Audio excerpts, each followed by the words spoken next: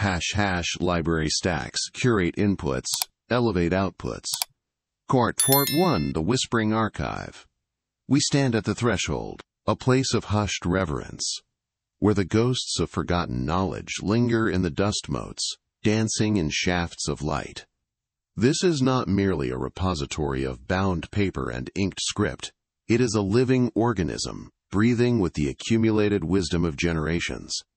A library. More specifically, the stacks.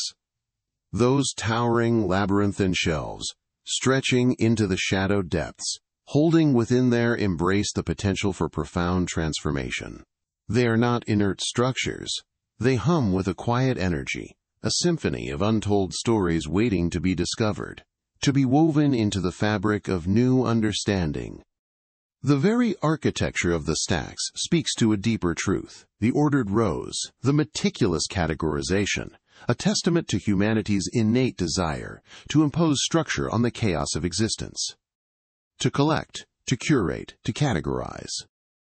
To build, brick by brick, a fortress against the relentless tide of oblivion, each book, a single brick in this grand edifice of knowledge, containing within its pages a universe of thought, a fragment of a larger, more complex tapestry. And yet, these fragments, when assembled in the right configuration, can ignite a spark, a cascade of insights that can reshape the world. Consider the subtle power of the Dewey Decimal System, that seemingly arbitrary arrangement of numbers and letters.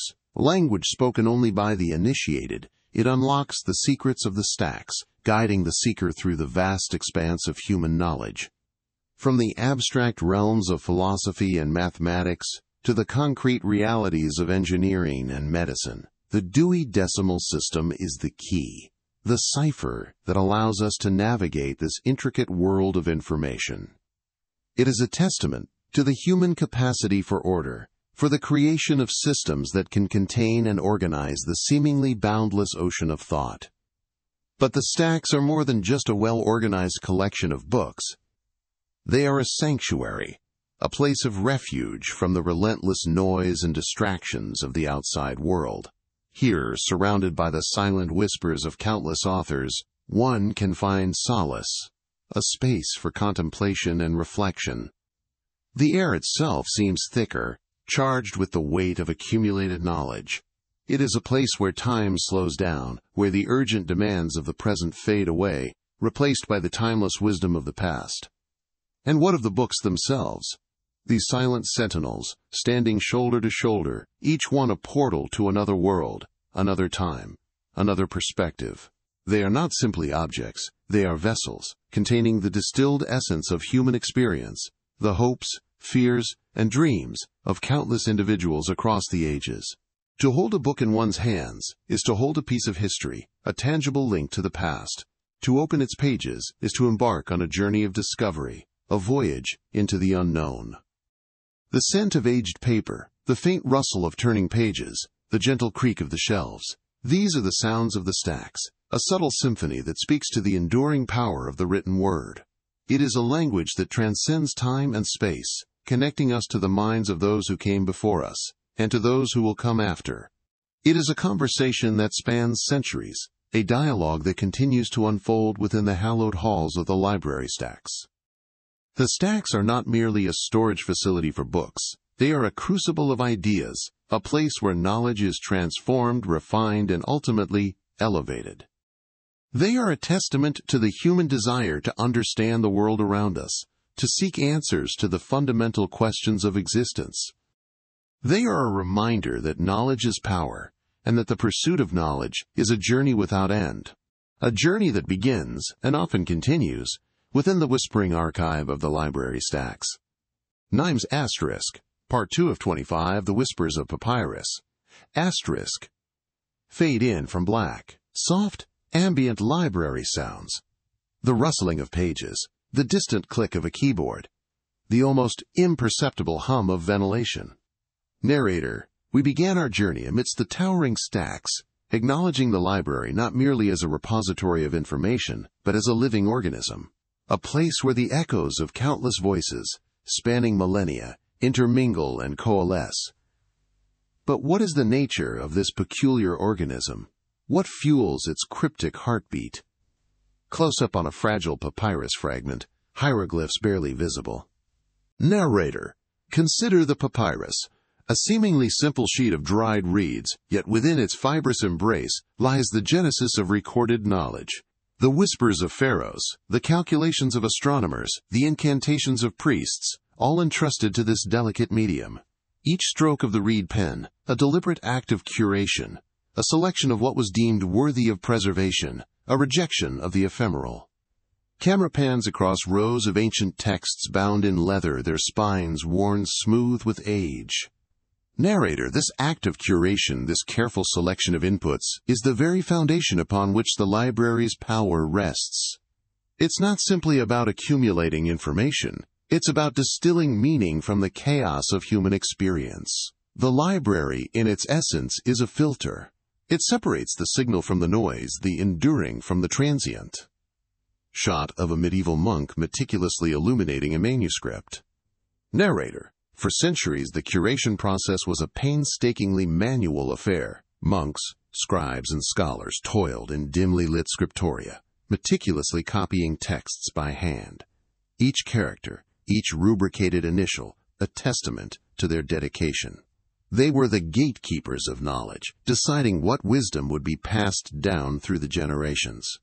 Their choices, conscious or unconscious, shape the very fabric of intellectual history.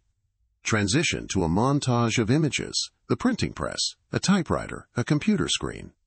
Narrator. The invention of the printing press democratized the dissemination of information, but the underlying principle of curation remained. The editor, the publisher, the printer, they became the new gatekeepers, choosing which stories would be told, which voices would be amplified. The typewriter, a marvel of mechanical ingenuity, empowered individuals to create and share their own narratives. But even then, the act of writing itself is a form of curation. We choose our words, we structure our sentences, we craft our arguments, all in an effort to convey a specific message. Close-up on a person's hand navigating a touchscreen, scrolling through an endless feed of information.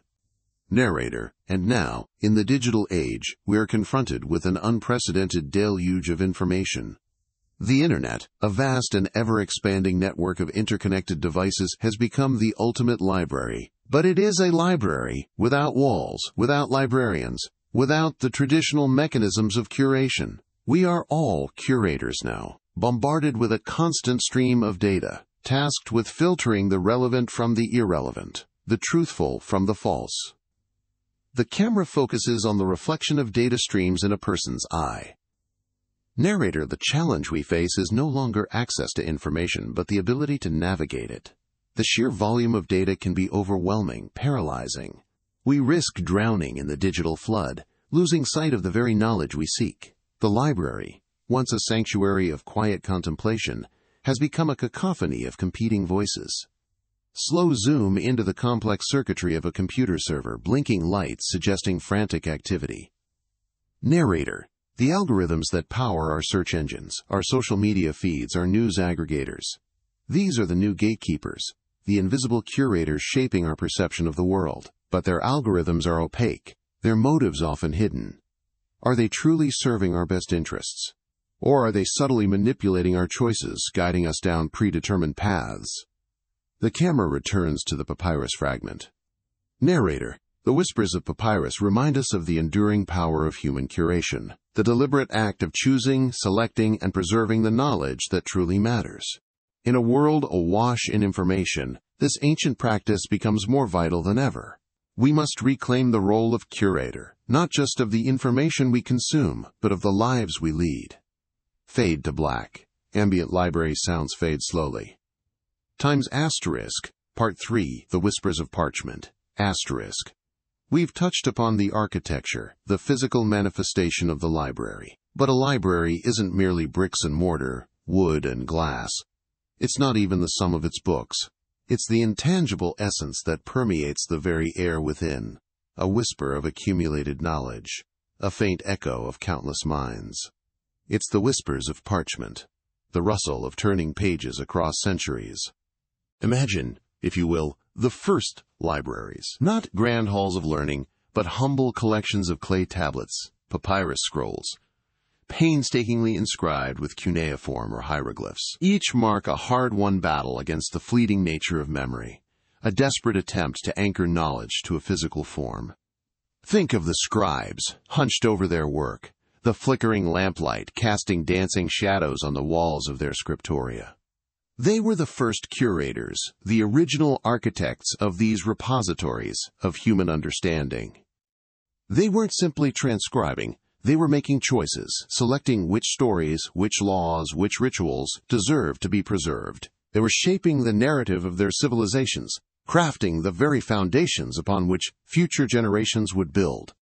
And within those early collections, a fundamental principle was established. Curation is not merely collection. It's an act of discernment, of choosing not just what to include, but what to exclude. It's a process of refinement, of distilling vast oceans of information into potent elixirs of knowledge. The act of choosing what not to include is perhaps even more critical than choosing what to keep. It's a silent sculpting, a careful pruning that shapes the very landscape of the intellectual garden. What is discarded defines the contours of what remains, just as the negative space in a painting gives form and meaning to the subject.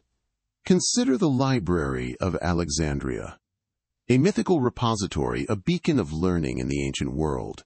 Legend whispers of its vastness, of scrolls overflowing from its shelves, containing all the knowledge of the known world. But even Alexandria, in its imagined totality, practiced a form of curation. Scholars meticulously translated, categorized, and critiqued the works that flowed in from across the globe.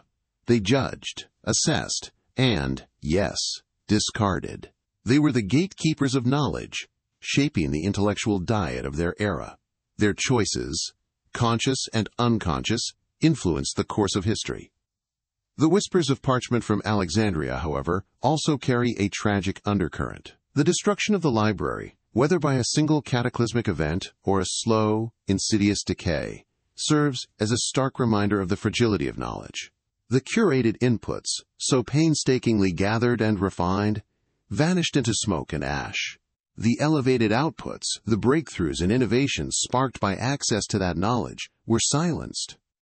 The loss resonates even now, a poignant echo across millennia, reminding us of the precarious nature of our intellectual inheritance. But from the ashes of Alexandria and countless other lost libraries, a crucial lesson emerges. Curation is not simply about preserving the past, it's about shaping the future. It's about recognizing that knowledge, like a living organism, needs to evolve, to adapt, to be constantly re-evaluated and refined.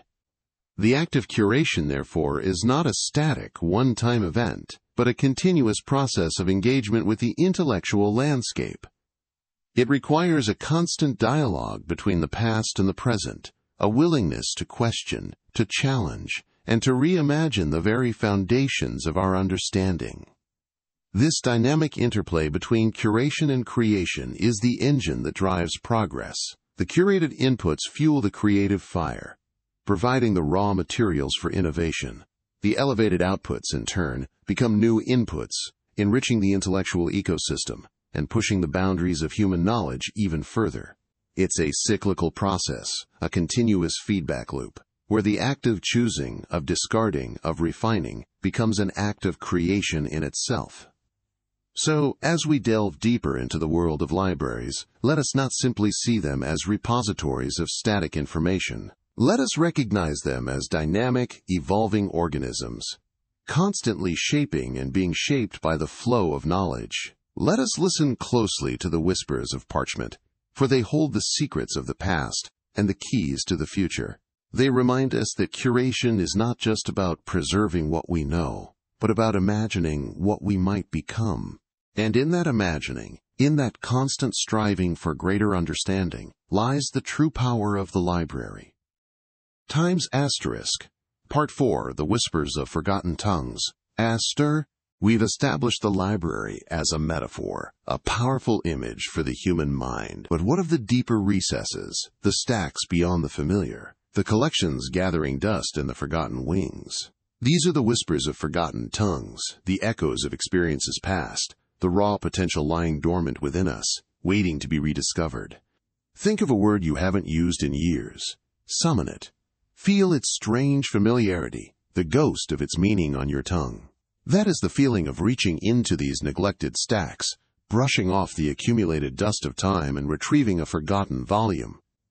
Imagine the architecture of this inner library, not the grand, vaulted ceilings and polished mahogany of the main reading room, but the narrow, winding corridors that branch off into the unknown. Here, the air is thick with the scent of aging paper and leather, a musty perfume that speaks of stories untold. The shelves stretch upwards into the gloom, crammed with books bound in unfamiliar scripts, their titles obscured by shadows. There's a certain thrill in this exploration, a sense of venturing into uncharted territory within your own mind. These forgotten tongues, these whispers of the past, they are not simply memories. They are the building blocks of who we are, the fragments of experience that shape our perceptions, our biases, our very understanding of the world. A childhood fear, a long-forgotten lesson, a fleeting moment of inspiration. These are the books that line the shelves of our subconscious, influencing our choices and shaping our destiny in ways we often fail to recognize. Consider the process of learning a new language. It's not simply about memorizing vocabulary and grammar. It's about opening a new door in your mind, creating a new pathway for thought. Each new language offers a unique lens through which to view the world, a new set of tools for understanding and expressing complex ideas. The same can be said for any new skill or area of knowledge. Each new acquisition expands the library of our minds, adding new volumes to the stacks, creating new connections between existing ideas. But what of the languages we've lost, the skills we've allowed to atrophy? These are the books that gather dust in the forgotten wings of our inner library. They represent a vast reservoir of untapped potential, a wealth of knowledge and experience waiting to be reclaimed. The challenge, of course, is finding our way back to these forgotten shelves. It requires a conscious effort, a willingness to delve into the unexplored corners of our own minds. This exploration can take many forms. It might involve revisiting old hobbies, reconnecting with forgotten passions, or simply taking the time to reflect on past experiences. It might involve seeking out new challenges, pushing ourselves beyond our comfort zones, and embracing the discomfort of learning and growth. The key is to cultivate a sense of curiosity, a thirst for knowledge, and a willingness to embrace the unknown. The whispers of forgotten tongues can be unsettling. They can remind us of past failures, of roads not taken, of opportunities missed, but they can also offer valuable insights, unexpected connections, and a deeper understanding of who we are and what we are capable of. They can be the spark that ignites a new passion, the catalyst for a creative breakthrough, the key to unlocking our full potential.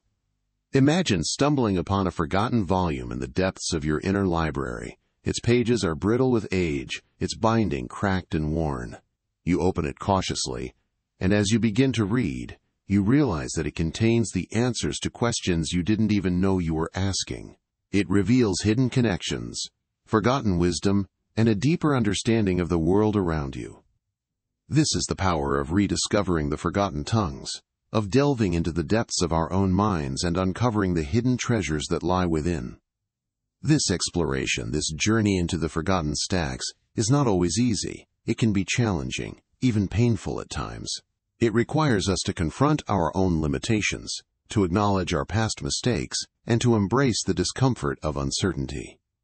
But the rewards are immeasurable. For within these forgotten tongues, within these whispers of the past, lies the key to unlocking our full potential, to realizing the vast and untapped power of the human mind. The library within us is a vast and ever-expanding universe, and it is through the exploration of its hidden depths that we truly come to know ourselves. In the next part, we will delve deeper into the curation process itself, exploring the methods by which we can organize and utilize the vast resources contained within our inner libraries.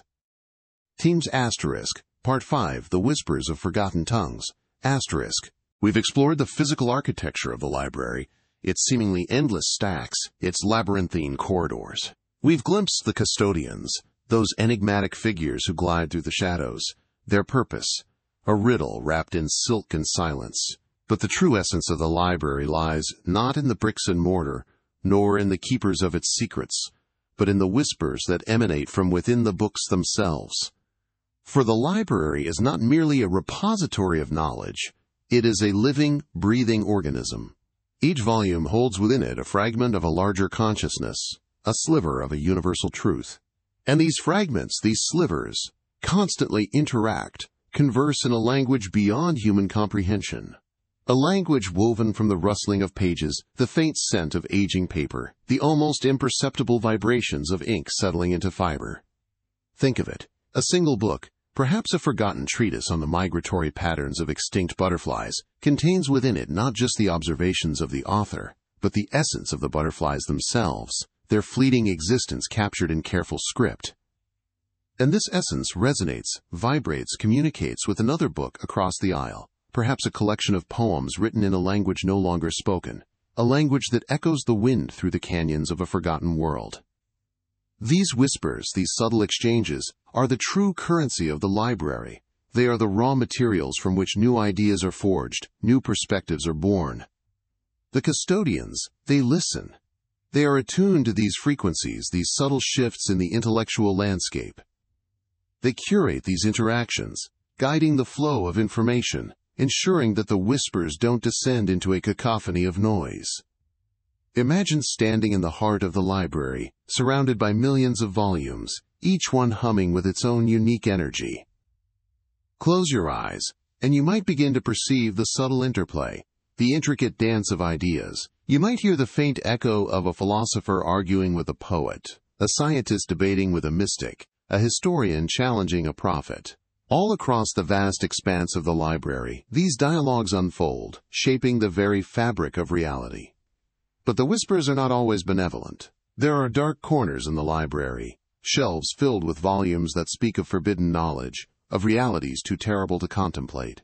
There are whispers that can drive a sane mind to madness, whispers that can unravel the threads of time and space. The custodians, they know this. They are vigilant, constantly guarding against the spread of these dangerous ideas, containing them within the deepest recesses of the library. The library is not a place for the faint of heart. It is a place of immense power, a place where the boundaries between reality and illusion become blurred. It is a place where the past, present, and future converge, where the dreams of one generation can become the nightmares of another. Consider the implications. A single word, misplaced within a seemingly innocuous text, can have repercussions that ripple across centuries. A single idea, left unchecked, can blossom into a force that reshapes civilizations. The custodians understand this delicate balance. They are the gardeners of the intellectual landscape, carefully pruning the branches of knowledge, nurturing the seeds of wisdom, and eradicating the weeds of ignorance.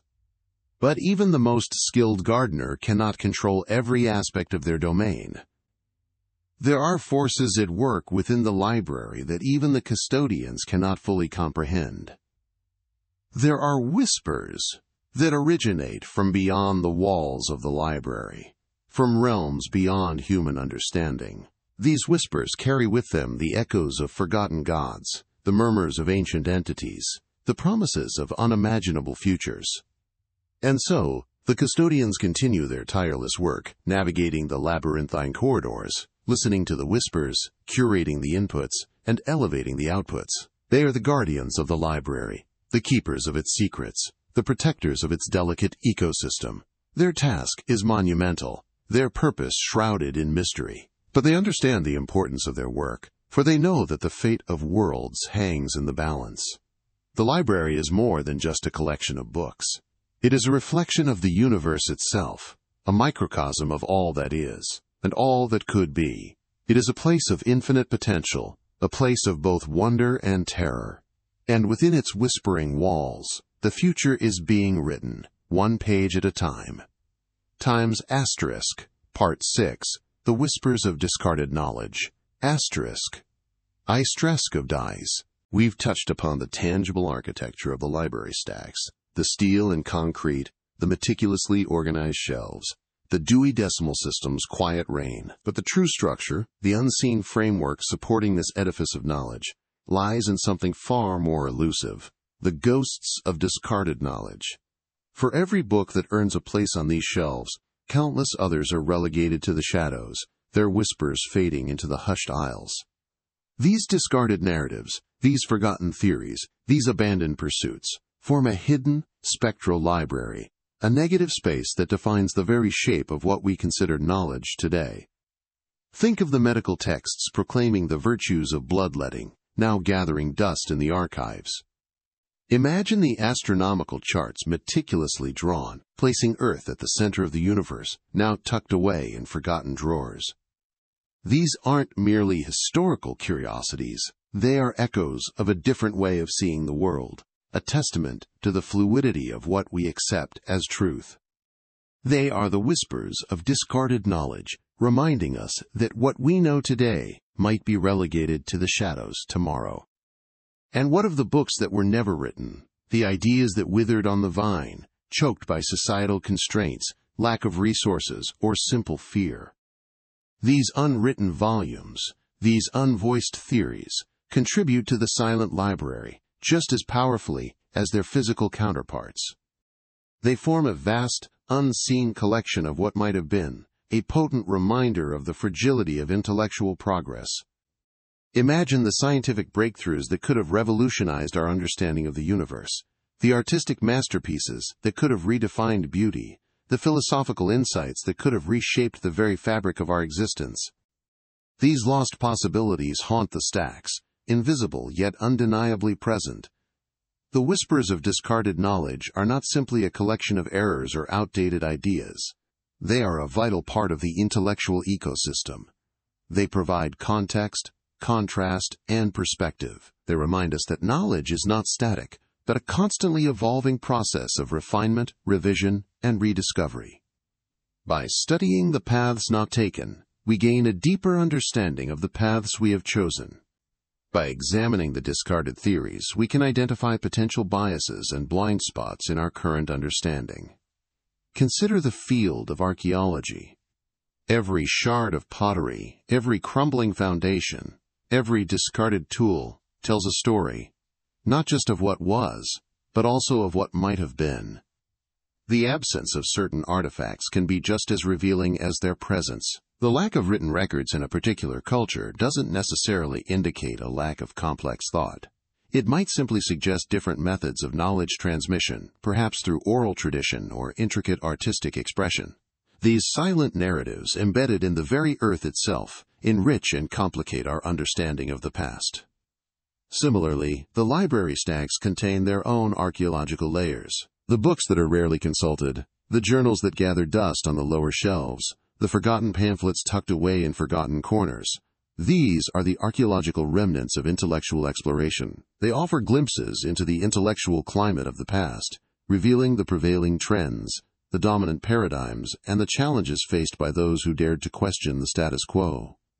The act of curating a library, then, is not simply about collecting and organizing information. It is also about acknowledging the unseen library, the whispers of discarded knowledge. It is about recognizing that the boundaries of knowledge are not fixed, but constantly shifting. It is about embracing the uncertainty inherent in the pursuit of truth. The library stacks are not merely repositories of knowledge. They are dynamic spaces where the past converses with the present, where the known interacts with the unknown. The whispers of discarded knowledge echo through the aisles, reminding us that the quest for understanding is an ongoing journey, a continuous cycle of exploration, discovery, and rediscovery. And as we navigate these stacks, we must be attentive not only to the volumes that fill the shelves, but also to the silent spaces between them, the phantom books that whisper of possibilities lost and found.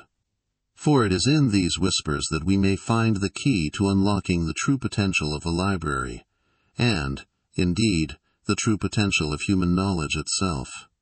Times asterisk, Part 7, The Phantom Catalogers, asterisk. Times asterisk, fade in from black, close up on a dusty leather-bound book, its title obscured by shadow. Note: Asterisk. Narrator. We've explored the architecture of the library, the vastness of its holdings, the whispers of its forgotten languages. But who are the architects of this grand design? Who curates the inputs, shaping the very fabric of potential outputs? The answer, like so much within these stacks, remains elusive, shrouded in an almost supernatural quiet. We speak, of course, of the phantom catalogers. Nimes asterisk. Camera slowly pans across rows of towering shelves, the sheer volume of books creating a sense of awe and slight unease. Narrator. Their existence is barely acknowledged, their presence only inferred.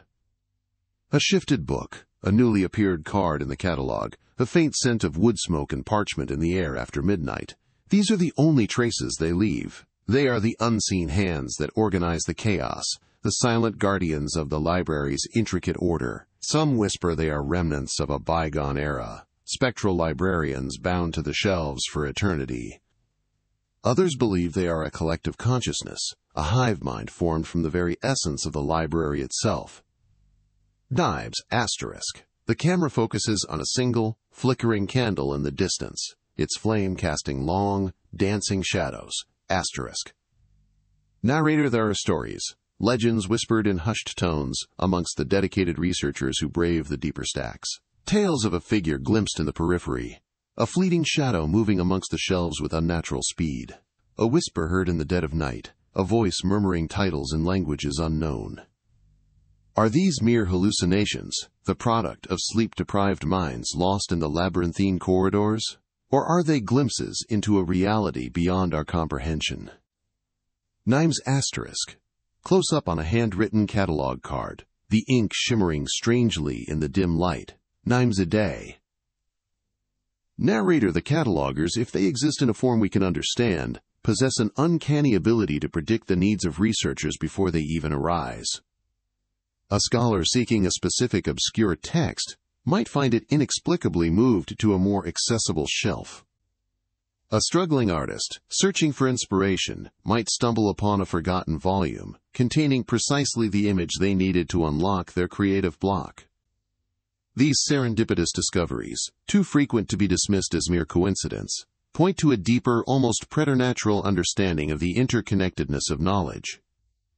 Les descended, the camera drifts through a narrow aisle, the shelves seeming to close in around it. Les descended.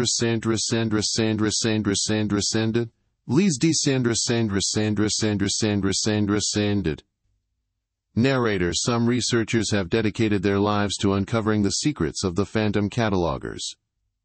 They meticulously document every shifted book, every altered catalog entry, hoping to discern a pattern, a method to their madness. But the catalogers, if they are indeed sentient beings, seem to anticipate these attempts at observation, their actions becoming even more subtle, their presence even more ephemeral. Blyst times asterisk. A quick cut to a close-up of a hand reaching out and grabbing a book from the shelf. The hand is gloved and the image is blurred, leaving its nature ambiguous. Asterisk.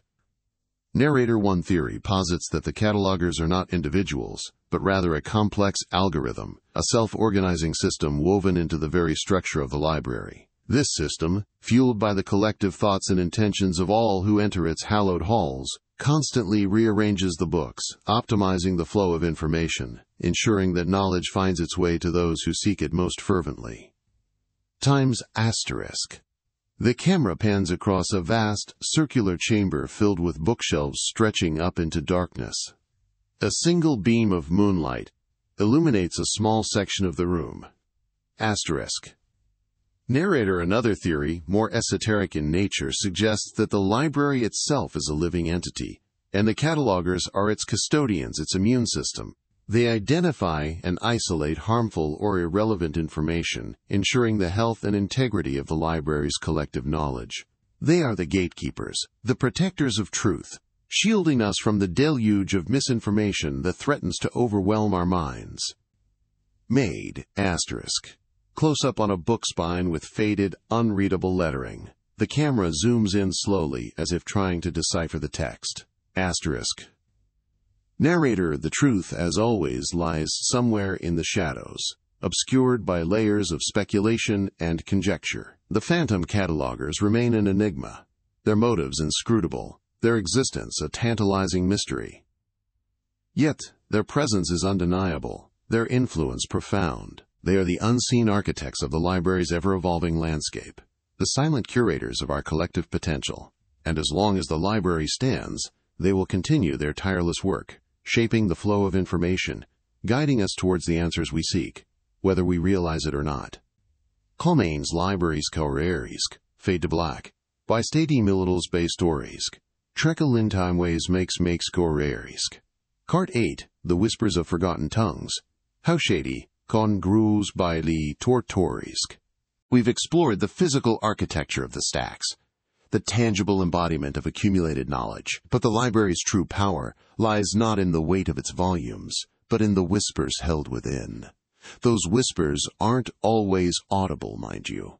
They resonate in the forgotten tongues of forgotten cultures, in the faded ink of half-remembered dreams. They reside in the spaces between words, in the margins annotated by trembling hands centuries ago. Imagine, if you will, the scholar hunched over a fragile manuscript, the only light source, a flickering candle casting dancing shadows on the parchment. He deciphers an ancient script, a lost language resurrected in the quiet solitude of the stacks. His breath catches in his throat. He has uncovered a secret, a fragment of a forgotten narrative, a key to understanding a civilization lost to time. He scribbles a note in the margin, his own contribution to the ongoing conversation across millennia. That note, that fleeting thought captured in ink, becomes part of the whisper. The stacks are not merely repositories of information. They are crucibles of creativity. They are the silent witnesses to countless acts of intellectual alchemy. Ideas collide and fuse, sparked by the proximity of seemingly disparate texts. A botanist's treatise on the medicinal properties of herbs might inspire a poet's sonnet on the fragility of life. A physicist's calculations on the nature of gravity might inform a composer's symphony exploring the themes of order and chaos. This cross-pollination of ideas is the lifeblood of the library. It's a subtle, often invisible process, but its effects are profound. It's the reason why a single volume, tucked away on a dusty shelf, can hold the potential to ignite a revolution in thought. Consider the case of the Codex Gigas, also known as the Devil's Bible. A colossal tome, rumored to have been written by a single monk in a single night, with the assistance of, shall we say, a rather dubious collaborator. Its pages contain the complete Vulgate Bible, alongside other texts on history, etymology, and even spells for exorcism. A strange juxtaposition, wouldn't you agree? This single book, a testament to human ambition and perhaps a touch of madness, has captivated scholars for centuries. Its presence in the stacks, its very existence, prompts questions, fuels speculation, and inspires awe. The whispers within the stacks are not always benevolent. They can be seductive, misleading, even dangerous. There are texts that promise forbidden knowledge, that offer glimpses into the abyss. There are narratives that twist and distort reality, that plant seeds of doubt and paranoia. The library, like the human mind itself, contains both light and shadow. It is up to us, the curators, the navigators of this vast intellectual landscape, to discern the true from the false, the wisdom from the folly. This process of discernment, this careful sifting of information, is the essence of curating inputs. It requires not just knowledge, but also wisdom, judgment, and a deep understanding of the interconnectedness of all things. It's a delicate balancing act, a constant negotiation between curiosity and caution. The whispers within the stacks are not always easy to decipher. They can be fragmented, contradictory, obscured by the passage of time. They require patience, persistence, and a willingness to embrace ambiguity. They demand that we listen not just with our ears, but with our minds and hearts. Think of the palimpsests, those ancient manuscripts where the original text has been scraped away and overwritten with new words. The ghostly traces of the erased text, barely visible beneath the surface, whisper secrets from a vanished world. They remind us that knowledge is not static, that history is constantly being rewritten, and that the stories we tell ourselves about the past are always incomplete. These whispers, these fragments of forgotten narratives, these echoes of lost voices, are the raw materials from which we construct our understanding of the world. They are the building blocks of our intellectual edifice. They are the seeds from which new ideas blossom. And as we continue our journey through the library stacks, we must remember that we are not simply passive recipients of this accumulated wisdom. We are active participants in its ongoing creation. We are the inheritors of a vast intellectual legacy, and it is our responsibility to curate it wisely, to amplify the whispers that resonate with truth and beauty, and to silence the voices that would lead us astray. For the library is not just a collection of books. It is a living organism, constantly evolving, constantly growing, and constantly whispering its secrets to those who are willing to listen. And in the next part of our journey, we will delve deeper into the art of listening, the art of discerning the whispers of the stacks, and the art of transforming those whispers into something new, something meaningful, something that will elevate our outputs beyond the confines of the known. Times asterisk, Part 9, The Whispers in the Margins, asterisk. We've explored the physical architecture of the stacks, the tangible labyrinth of knowledge, but there exists another layer, a subtler, more elusive dimension. It resides not in the books themselves, but in the spaces between them, in the ghostly impressions left by previous readers. The whispers in the margins. Imagine, if you will, a single volume, perhaps a forgotten treatise on astrological cartography, or a collection of romantic poetry, bound in faded leather. Its pages, brittle with age, bear not only the printed word, but the faint echoes of those who've held it before. A pressed flower, a hastily scribbled note, a tear stain darkening the corner of a page. These are the whispers. Unintentional bookmarks in the timeline of a book's life, marking passages that resonated, that challenged, that provoked. These seemingly insignificant markings tell a story beyond the text itself. They offer a glimpse into the minds of previous readers, their interpretations, their struggles, their epiphanies. A faded pencil mark underlining a particular phrase. Was it a student grappling with a complex concept, a scholar seeking evidence for a theory, or a lover searching for words to express an unspoken emotion? A dog-eared page. Did it mark a sudden interruption, a moment of revelation, or simply a favorite passage to be revisited? The whispers in the margins are a testament to the deeply personal nature of reading. They reveal the act of reading, not as a passive consumption of information, but as an active dialogue, a conversation between reader and text, across time and space. Each annotation, each underlined passage, each carefully placed bookmark adds another layer of meaning, enriching the text with the accumulated wisdom, the shared experience of generations of readers. Consider the library as a vast, interconnected network of these individual conversations.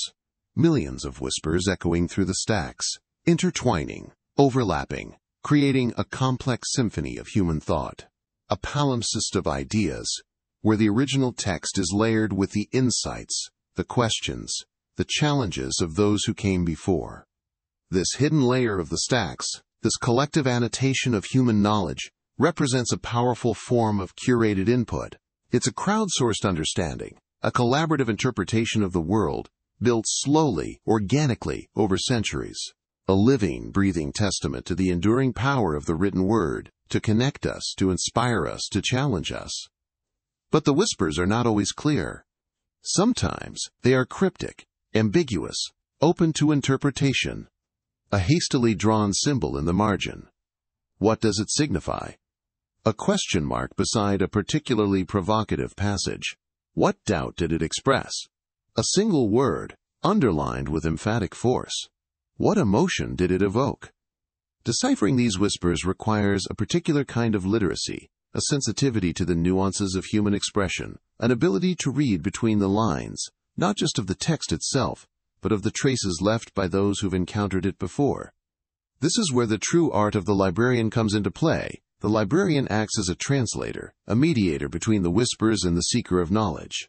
They possess the skills to navigate this intricate network of annotations, to decipher the cryptic symbols, to connect the seemingly disparate threads of thought. They understand that the true value of the stacks lies not just in the vast collection of books, but in the hidden connections between them, the subtle dialogues that have unfolded within their pages. They recognize that the whispers in the margins are not simply random markings, but a vital part of the library's ecosystem, a hidden source of wisdom waiting to be unearthed. The librarian, then, becomes a curator of these whispers, a guardian of this collective memory. They guide the reader through the labyrinth, helping them to listen to the voices of the past, to learn from the experiences of others, to connect with the wider community of readers across time and space. They understand that the whispers are not just a record of the past, but a guide to the future. They contain the seeds of new ideas, the sparks of inspiration, the potential for new discoveries. By listening to the whispers, by understanding the hidden conversations that have shaped our understanding of the world, we can begin to imagine new possibilities, to forge new paths of inquiry, to elevate our own outputs to new heights. And so we continue our journey into the stacks, ever mindful of the whispers in the margins, the subtle echoes of human thought that resonate through the corridors of knowledge, waiting to be heard. Nimes Asterisk, Part 10, The Phantom Catalogers. Asterisk. Soft, ambient music underscores the narrator's voice. Images of dusty, dimly lit library stacks flash across the screen, intercut with close-ups of ancient, leather-bound books and faded index cards. We've explored the physical architecture of the stacks, the tangible elements, the whisper-thin parchment, and the weighty tomes. But the true magic, the genuine power, resides in a realm less visible, less concrete. A realm where the boundaries of reality blur, where whispers of forgotten knowledge echo in the silence, the realm of the catalogers. These phantom figures, these unseen architects of information, are more legend than reality. Their existence is debated in hushed tones within the whispering galleries, their methods shrouded in secrecy. Some dismiss them as mere myth, a comforting narrative to explain the seemingly impossible organization of the stacks. Others, those who have glimpsed the deeper workings, speak of them with reverence, with a touch of fear. They are not librarians in the traditional sense. Librarians are custodians, guardians of the collected knowledge. Catalogers, however, are something else. They are the weavers of the web, the spinners of the threads that connect disparate ideas, the creators of the invisible map that navigates the infinite labyrinth of the stacks. They are, in essence, the curators of our inputs. Imagine, if you will, a single drop of ink falling into a vast ocean, lost, insignificant. Yet, the catalogers find it. They trace its ripples, follow its currents, and chart its journey. They understand its chemical composition, its historical significance, its potential to stain and to illuminate. They connect it to other drops, other currents, other stories, weaving a tapestry of information so intricate, so vast, that it defies comprehension. This is their power. They see the connections we cannot. They understand the relationships between seemingly unrelated concepts. They hold the key to unlocking the true potential of the stacks, not just as a repository of knowledge, but as a generator of wisdom. Their methods, as I've said, remain largely unknown. Whispers speak of elaborate rituals, of mnemonic devices that push the boundaries of human memory, of arcane algorithms whispered in forgotten languages. Some believe they possess a sixth sense, an intuitive grasp of the interconnectedness of all things. Others suggest they utilize technologies far beyond our current understanding, technologies hinted at in the cryptic diagrams and symbols etched into the oldest books. There are stories, fragmented and incomplete, of initiates who sought to join their ranks.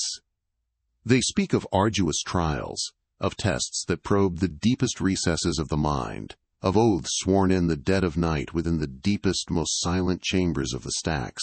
Some succeeded, vanishing into the labyrinthine depths, becoming part of the legend themselves. Others, well, their stories end abruptly, lost to the whispers and the dust. One particular tale speaks of a young scholar, driven by an insatiable thirst for knowledge. He dedicated his life to unraveling the secrets of the catalogers, poring over ancient texts, deciphering cryptic clues. He believed he had finally discovered the key, a hidden passage within the stacks that led to their hidden sanctuary. He entered and was never seen again. Some say he failed the final test, his mind overwhelmed by the sheer volume of information. Others believe he succeeded, joining the ranks of the phantom catalogers, his identity erased, his purpose redefined. The truth, as always, remains elusive. The catalogers, like the stacks themselves, are a mystery wrapped in an enigma. Their existence is a constant reminder that there are forces at play beyond our comprehension, forces that shape the flow of information, the currents of knowledge, the very fabric of reality. Their influence, however, is undeniable. The intricate organization of the stacks, the seemingly impossible retrieval of specific information, the serendipitous discoveries that spark new ideas and innovations, all point to their unseen hand. They are the silent architects, the unseen curators, the phantom guardians of the stacks. And as we delve deeper into the mysteries of this extraordinary place, we must remember that we are not alone. We are surrounded by the whispers of forgotten knowledge, guided by the unseen hand of the catalogers. We are but participants in a grand experiment, the parameters of which remain unknown, the outcome yet to be determined. The image fades to black. The ambient music slowly fades out, leaving only the faintest echo of rustling pages and whispered secrets. Times asterisk, Part 11, The Ghost in the Machine, asterisk. Sound of rustling paper, faint clicking. We've explored the physical architecture of the library, the tangible stacks, the Dewey Decimal System, the whispered promises held within leather-bound volumes. But the library is more than bricks and mortar, more than ink and parchment. It's a living organism, constantly evolving, adapting, and perhaps even haunted.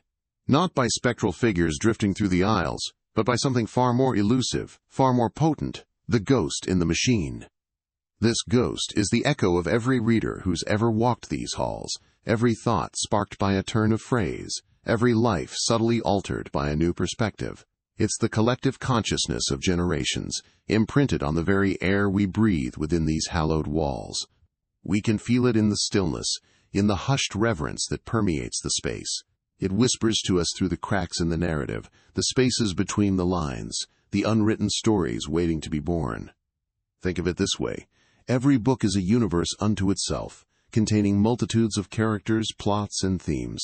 But when placed within the larger context of the library, these individual universes begin to interact, to overlap, to create a vast, interconnected cosmos of information. This interconnectedness, this intangible web of influence, is the ghost in the machine. It's the invisible hand that guides us through the stacks, leading us to the precise information we seek, even when we don't know what we're looking for. Consider the serendipitous discoveries that occur within these walls. You're searching for a particular text, a specific piece of data, and you stumble upon something entirely unrelated, something you never would have encountered otherwise. A book with a faded cover, tucked away on a forgotten shelf, catches your eye. You open it, and suddenly, a new world unfolds before you. A new idea takes root. A new path reveals itself. Was this simply chance? Or was it the ghost in the machine, gently nudging you towards a hidden connection, a forgotten truth? The library, you see, is not a passive repository of knowledge. It's an active participant in the creation of meaning. It curates not only the physical books on its shelves, but also the intangible connections between them. It fosters a dialogue between authors separated by centuries, between disciplines seemingly worlds apart. It's a crucible where ideas are forged, where knowledge is transformed, where the raw materials of information are refined into something precious and enduring. This ghost, this intangible presence, is also a reflection of our own internal libraries. Our minds, like the library itself, are vast repositories of information, experiences, and memories. We curate our own internal stacks, organizing and categorizing the inputs we receive from the world around us. And just as the library's ghost influences our discoveries within its walls, our own internal ghosts, our biases, our prejudices, our hopes, and our fears shape the way we interpret and utilize the information we acquire. The challenge, then, becomes one of self-awareness. We must become attuned to the whispers of our own internal ghosts, recognizing how they influence our perceptions and decisions. We must learn to differentiate between the genuine insights offered by the library's collective consciousness and the distortions created by our own internal biases. Only then can we truly harness the power of the library, not just as a source of information, but as a catalyst for personal growth and transformation. This ghost in the machine is not something to be feared. It is a force to be understood, a resource to be tapped. It is the embodiment of the library's true potential, its ability to connect us not only to the past, but also to the future, to the infinite possibilities that lie dormant within the human mind. It is the whisper that reminds us that we are all connected, that we are all part of a larger story, a story that is constantly being written, revised, and reimagined within the hallowed halls of the library. Sound of a book closing gently, followed by silence. Times *. Part 12, The Whispers of the Uncatalogued. *. Sound of rustling pages, a faint, almost imperceptible sigh. We've explored the curated stacks, the meticulously ordered realms of knowledge. We've witnessed the power of connection, the sparks ignited when disparate ideas collide. But the library, in its vastness, holds secrets beyond the Dewey Decimal System. Beyond the labeled shelves and the card catalogs lies a realm of whispers, a collection of the uncatalogued, the unprocessed, the forgotten. Sound of a heavy wooden door creaking open. Imagine, if you will, a dusty corridor, dimly lit by a single flickering bulb. The air is thick with the scent of aged paper and decaying leather. This is the archive of the unseen, the library's subconscious, a place where forgotten narratives gather dust, waiting to be rediscovered, reinterpreted, reborn. Here the rules of organization are different. There is a chaotic order, a logic understood only by the dust motes dancing in the slivers of light. Manuscripts spill from overflowing boxes, their ink faded, their authors unknown. Photographs, yellowed and curling at the edges, depict faces lost to time, moments frozen in a forgotten past. Maps, charting territories that no longer exist, hint at worlds swallowed by history. These are the fragments of forgotten dreams, the echoes of lives lived beyond the reach of recorded history. They're the whispers of the uncatalogued, a constant murmur beneath the surface of the known. And what stories they hold. Imagine a half-finished symphony, its notes scribbled on scraps of parchment, a melody yearning for completion. Or a scientific theory, dismissed as madness in its time, now holding the key to unlocking a universe of possibilities. Perhaps a lost language, its symbols etched onto clay tablets, waiting to be deciphered, to reveal the secrets of a forgotten civilization. Sound of a page turning brittle and dry. The uncatalogued holds a unique power. It represents the potential for discovery, the thrill of the unknown. It reminds us that knowledge is not static, that history is not fixed. It is a testament to the infinite possibilities that lie dormant, waiting for the right mind, the right question, to awaken them. But there's also a danger here, a seductive allure. The uncatalogued can be overwhelming, a labyrinth of fragmented narratives and incomplete thoughts. It's easy to get lost in the whispers, to become consumed by the fragments, to lose sight of the bigger picture. The curator of the uncatalogued faces a unique challenge. They must navigate this chaotic landscape, discern patterns within the seemingly random, and curate not just information, but potential.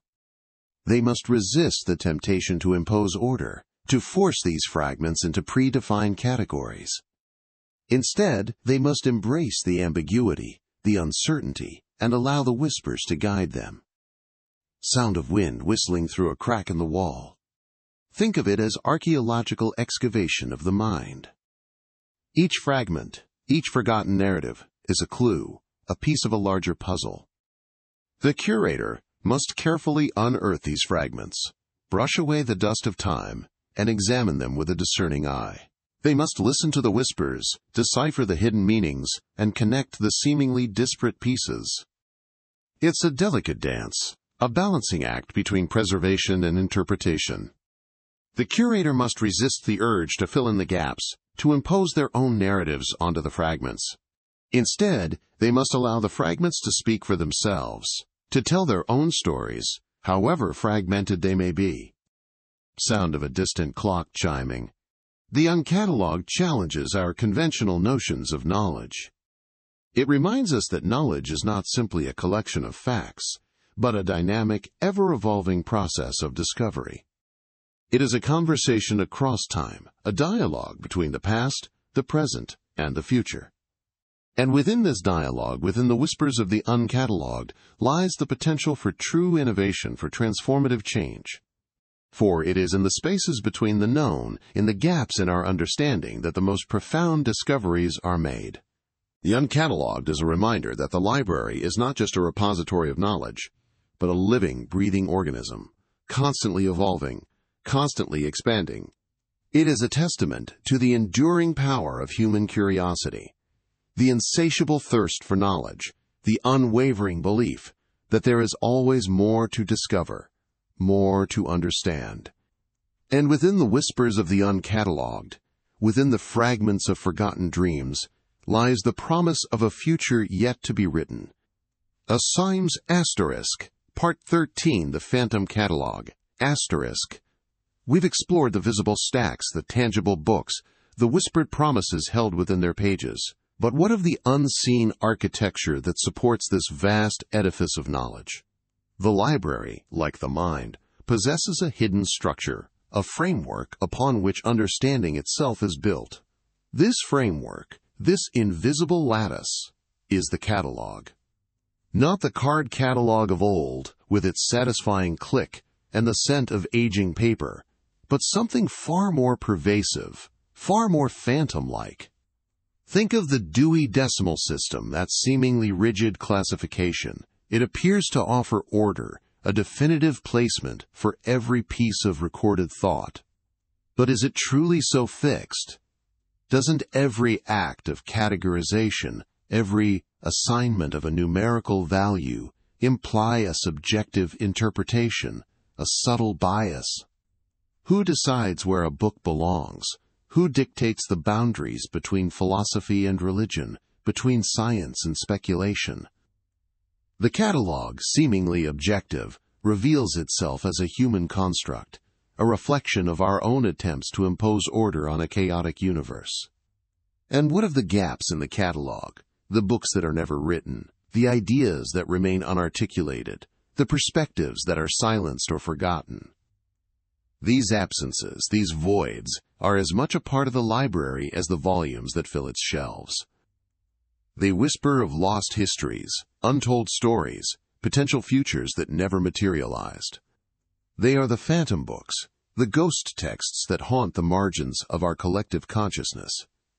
Consider the act of searching. We approach the catalog with a specific question, a particular need. We type in key words, hoping to conjure the precise information we seek. But the catalog, this phantom entity, offers us not only what we ask for, but also what we didn't know we needed. It presents unexpected connections, serendipitous discoveries, pathways of thought we never would have considered. The search becomes a journey, a meandering exploration through the labyrinthine corridors of the mind. This phantom catalog extends beyond the walls of the physical library. It encompasses the vast digital landscape, the interconnected web of information that surrounds us. Every search query, every click, every scroll contributes to the ever-evolving architecture of this invisible structure. We are constantly curating our own personal catalogs, shaping the information landscape that shapes us in return. But what of the algorithms that govern this digital realm? These unseen forces, these mathematical gatekeepers, determine what we see and what remains hidden. They curate our inputs, shaping the very fabric of our reality.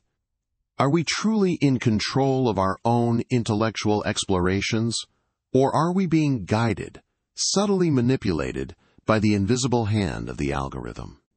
The phantom catalog in its digital form raises profound questions about the nature of knowledge itself. Is information truly neutral?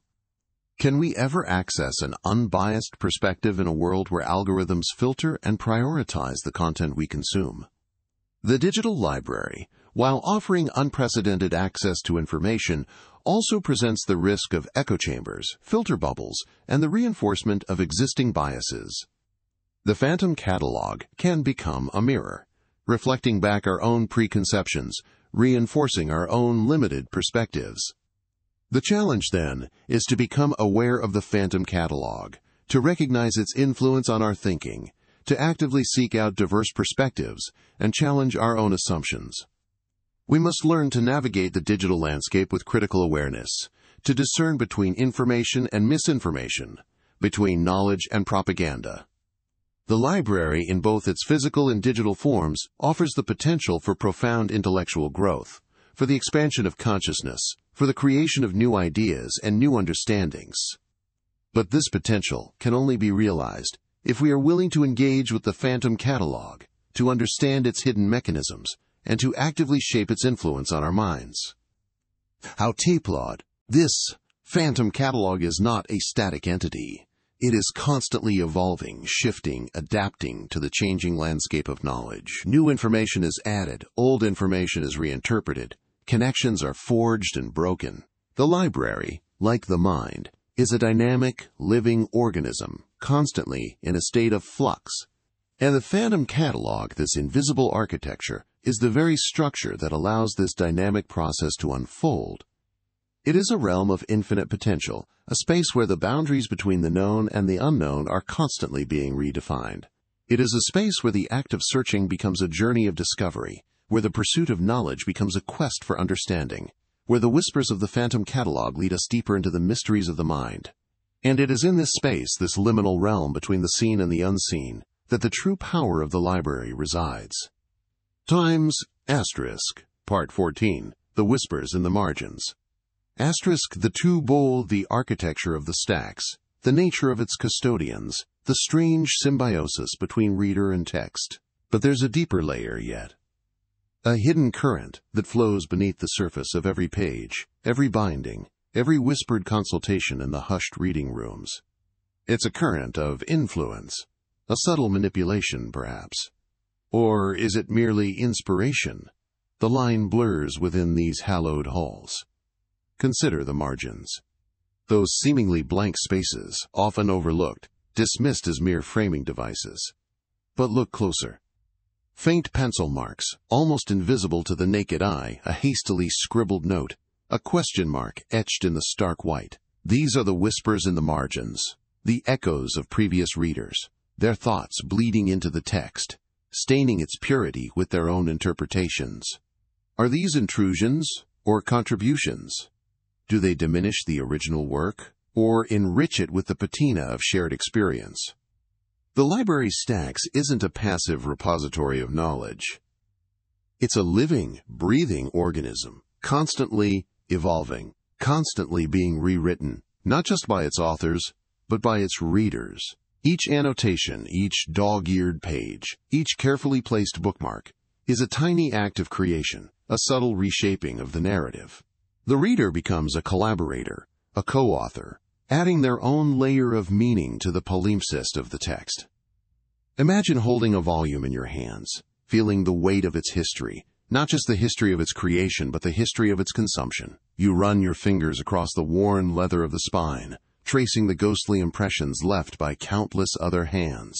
You open the book, and the scent of aged paper fills your nostrils, mingled with the faintest hint of something else. A trace of perfume, perhaps, from a reader long gone.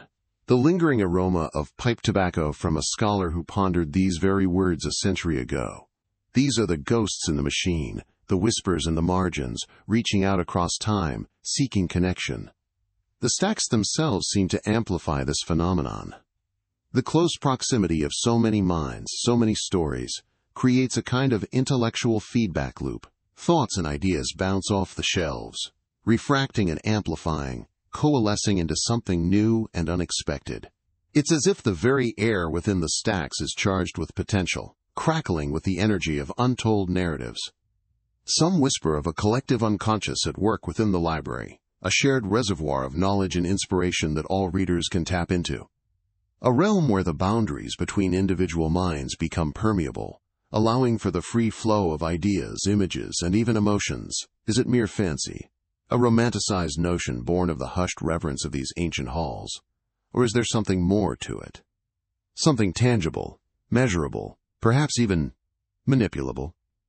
There are those who believe that the custodians, those enigmatic figures who roam the labyrinthine corridors, are more than mere caretakers. They are, some say, the conductors of this intellectual orchestra, subtly guiding the flow of information, shaping the narrative of human progress. They are the keepers of the keys, not just to the physical books themselves, but to the very fabric of knowledge itself. Think about the way a librarian might guide you to a particular volume, a seemingly random suggestion that turns out to be exactly what you were looking for, even if you didn't know it yourself. Think about the way the stacks themselves seem to lead you down unexpected paths, revealing hidden connections between seemingly disparate fields of knowledge. Is this simply serendipity, a happy accident, or is there a more deliberate hand at play? The whispers in the margins, the ghosts in the machine, the custodians, subtle guidance. All these elements contribute to the unique and often unsettling power of the library stacks. It's a power that can be used for good, for the advancement of knowledge and understanding. But it's also a power that can be misused, a power that can be wielded to manipulate and control. As we delve deeper into the mysteries of the stacks, we must tread carefully, mindful of the subtle forces at play. For within these hallowed halls, the line between enlightenment and indoctrination, between inspiration and manipulation, is often thinner than the paper upon which the stories themselves are written. And the whispers in the margins, once dismissed as mere scribbles, begin to sound more like instructions. Times asterisk, Part 15, The Phantom Cataloger, asterisk. We've delved into the architecture of the stacks, explored the curious taxonomy of forgotten knowledge, and even glimpsed the whispers of influence emanating from these silent sentinels.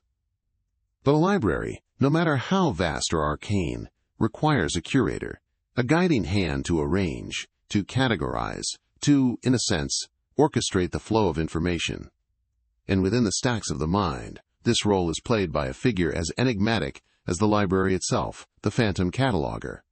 We cannot see them, we cannot hear them. Yet their presence is undeniable. Consider the effortless retrieval of a memory, the sudden surfacing of a half-forgotten fact, the seemingly random connection that sparks a new idea. These are not accidents. These are the subtle manipulations of the Phantom Cataloger, diligently working in the shadows of our consciousness. Their methods remain a mystery, shrouded in the same nebulous fog that permeates the deeper levels of the stacks. Some theorists posit a complex system of indexing, a mental Dewey Decimal System assigning a unique identifier to each piece of information. Others speak of a more organic process, a web of associations woven through the very fabric of thought, connecting concepts through threads of emotion, experience, and sensory input. Imagine, if you will, a single memory, the scent of your grandmother's baking.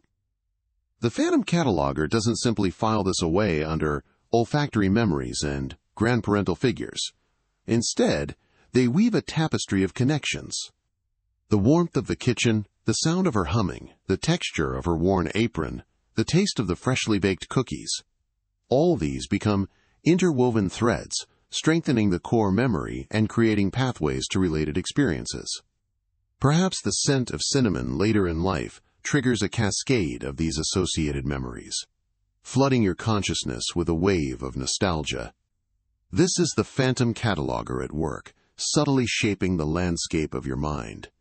But their role extends beyond simple organization. The Phantom Cataloger also acts as a filter, a gatekeeper to the vast repository of information stored within the stacks. They determine what rises to the surface of consciousness, what remains buried in the depths of the subconscious, and what is ultimately discarded into the abyss of forgotten knowledge. This filtering process is crucial, for the sheer volume of information we encounter on a daily basis would overwhelm us if not carefully managed. Imagine every sensation, every thought, every fleeting impression vying for your attention at once. The cacophony would be unbearable. The Phantom Cataloger, then, acts as a conductor, orchestrating the flow of information to create a coherent narrative of our lives. They select the relevant memories, the pertinent facts, the appropriate emotional responses, and weave them together into a seamless stream of consciousness. This narrative, while constantly evolving, provides a sense of continuity, a sense of self.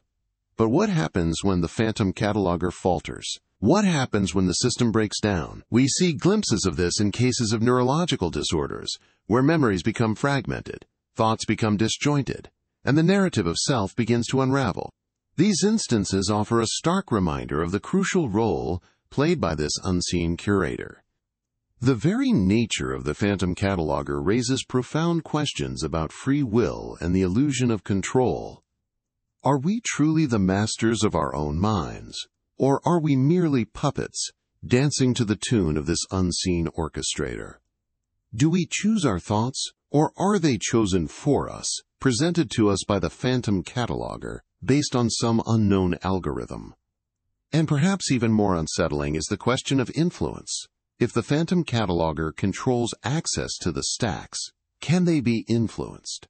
Can external forces manipulate this unseen curator, subtly shaping our thoughts, our memories, our very perception of reality? The implications are staggering, suggesting a level of control that borders on the Orwellian. As we delve deeper into the mysteries of the stacks, the figure of the phantom cataloger becomes increasingly intriguing, increasingly unsettling. They are the silent architect of our inner world, the unseen hand that shapes the landscape of our minds. And as we continue our exploration, we must ask ourselves, who is cataloging the cataloger? What unseen forces are shaping the very entity that shapes us? The answer, like the stacks themselves, remains shrouded in mystery. Symes Asterisk, Part 16, The Ghost in the Algorithm. Asterisk. We've explored the physical architecture of the library, the tangible stacks, the whispered promises held within leather and paper. But there's another layer, a spectral presence interwoven with the physical, a ghost in the algorithm, if you will. This is the intangible architecture, the unseen scaffolding upon which the entire edifice of knowledge rests. It's the system of classification, the intricate web of metadata, the silent language that connects one idea to another across centuries and continents. Think of the Dewey Decimal System, that seemingly simple numerical sequence. It's far more than just a way to organize books on a shelf. It's a map of human thought, a testament to our attempts to categorize and compartmentalize the universe of information.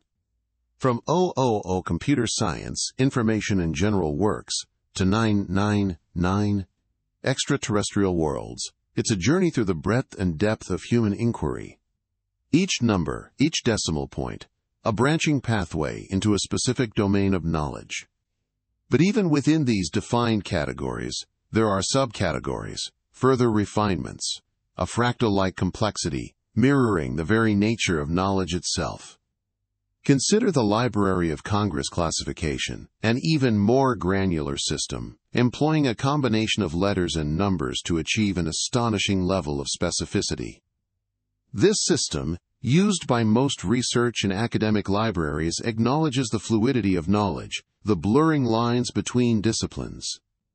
It allows for nuance, for the intricate interplay between subjects. It anticipates the evolution of thought, the emergence of new fields of study. These systems, these algorithms of organization, are the invisible threads that bind the library together. They are the whispers that guide us through the labyrinthine stacks, leading us to the precise piece of information we seek. They are the curatorial voice, shaping our understanding, influencing the connections we make. But who decides these classifications? Who determines the relationships between ideas? It's a question that leads us to the heart of the library's power and its potential for bias. The systems we use to organize knowledge are not neutral. They reflect the values and priorities of those who created them. They embody the prevailing worldview of a particular time and place. Consider the historical biases embedded within earlier classification systems. Certain subjects were marginalized, relegated to obscure corners of the library. Entire cultures were misrepresented, their voices silenced. The very act of categorization can be an act of power, of inclusion or exclusion. It determines what is deemed worthy of preservation, what is deemed important enough to be remembered. Even in the digital age, with its seemingly infinite capacity for information, these biases persist. Algorithms, designed by humans, inherit our prejudices. Search engines, those seemingly objective gateways to knowledge, can reinforce existing inequalities, shaping our perceptions of the world in subtle and profound ways. The information we encounter is filtered, prioritized, presented to us through a lens crafted by others. This is the challenge of the modern library, the digital library, the library of the future. How do we create systems of organization that are truly inclusive, that reflect the diversity of human thought and experience? How do we ensure that the algorithms that guide us through the vast ocean of information are not perpetuating the biases of the past? The answer perhaps lies in embracing the inherent messiness of knowledge, in acknowledging the interconnectedness of all things. It lies in recognizing that the act of classification is an ongoing process, a conversation, a constant negotiation between the known and the unknown. The ghost in the algorithm is not a malevolent force. It is a reflection of ourselves, of our attempts to make sense of the world. By understanding its presence, by acknowledging its influence, we can begin to shape it, to refine it, to create a more equitable and inclusive architecture of knowledge. We can, in essence, recurate the inputs to elevate the outputs, not just for ourselves, but for generations to come. The library, in all its forms, remains a powerful tool for shaping the future, but only if we are mindful of the invisible forces at play within its walls, within its code, within the very fabric of its being. The future of knowledge depends on our willingness to confront the ghost in the algorithm, and, in doing so, to confront ourselves. And perhaps, in that confrontation, we will find the true meaning of the library, not just as a repository of information, but as a mirror reflecting the ongoing evolution of human understanding. Times Asterisk, Part 17, The Whispers in the Margins, Asterisk. We've delved into the architecture of the stacks, explored the nature of the curators, and glimpsed the transformative power of the outputs. But there's a subtle layer, a hidden current that flows beneath the surface of this intricate system. It's a whisper, a murmur in the margins, barely perceptible, yet profoundly influential. It's the language of intent. The stacks, as we've seen, are not merely a repository of information. They are a living, breathing organism, constantly evolving, constantly refining its processes. And those processes are not random. They are guided, shaped by the intent of the curators. This is not a conscious, deliberate act of manipulation. It's something far more subtle, more akin to an unspoken agreement, a shared understanding. Think of a gardener tending to their plot. They don't dictate how each seed will sprout, how each leaf will unfurl. But their intentions, their desire for a vibrant, flourishing garden, permeate the very soil, influencing the growth and development of every plant. Similarly, the curators, through their interaction with the stacks, imbue the system with their own unique blend of aspirations, biases, and desires. This is where the mystery deepens, because intent, unlike the concrete inputs and outputs, is difficult to quantify, to categorize. It exists in the spaces between thoughts, in the subtle nuances of interaction. It's the unspoken question that shapes the search, the unarticulated desire that guides the selection. It's the reason why two curators, presented with the same input, might arrive at vastly different outputs. Consider the input, a single grain of sand. One curator, driven by a scientific curiosity, might use the stacks to explore its geological composition, its crystalline structure, its place within the vast timeline of the Earth. Another, an artist at heart, might see in that same grain of sand the potential for a miniature sculpture, a tiny testament to the beauty of the natural world. A third, a philosopher perhaps, might ponder the grain's insignificance in the grand scheme of the universe, its ephemeral existence a reflection of our own fleeting mortality. The input remains the same, yet the outputs diverge dramatically, shaped by the invisible hand of intent. And this is where the true power of the stacks resides. It's not simply a machine for processing information, but a crucible for transforming potential. It takes the raw material of input and, guided by the subtle whispers of intent, molds it into something new, something unique, something reflective of the curator's inner world.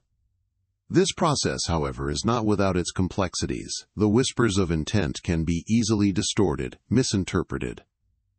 Unconscious biases can creep in, shaping the outputs in unforeseen ways. A curator's fear of the unknown, for example, might lead them to favor familiar inputs, stifling exploration and limiting the potential for truly groundbreaking outputs. Similarly, an excessive desire for novelty might result in outputs that are superficially intriguing but ultimately lacking in substance.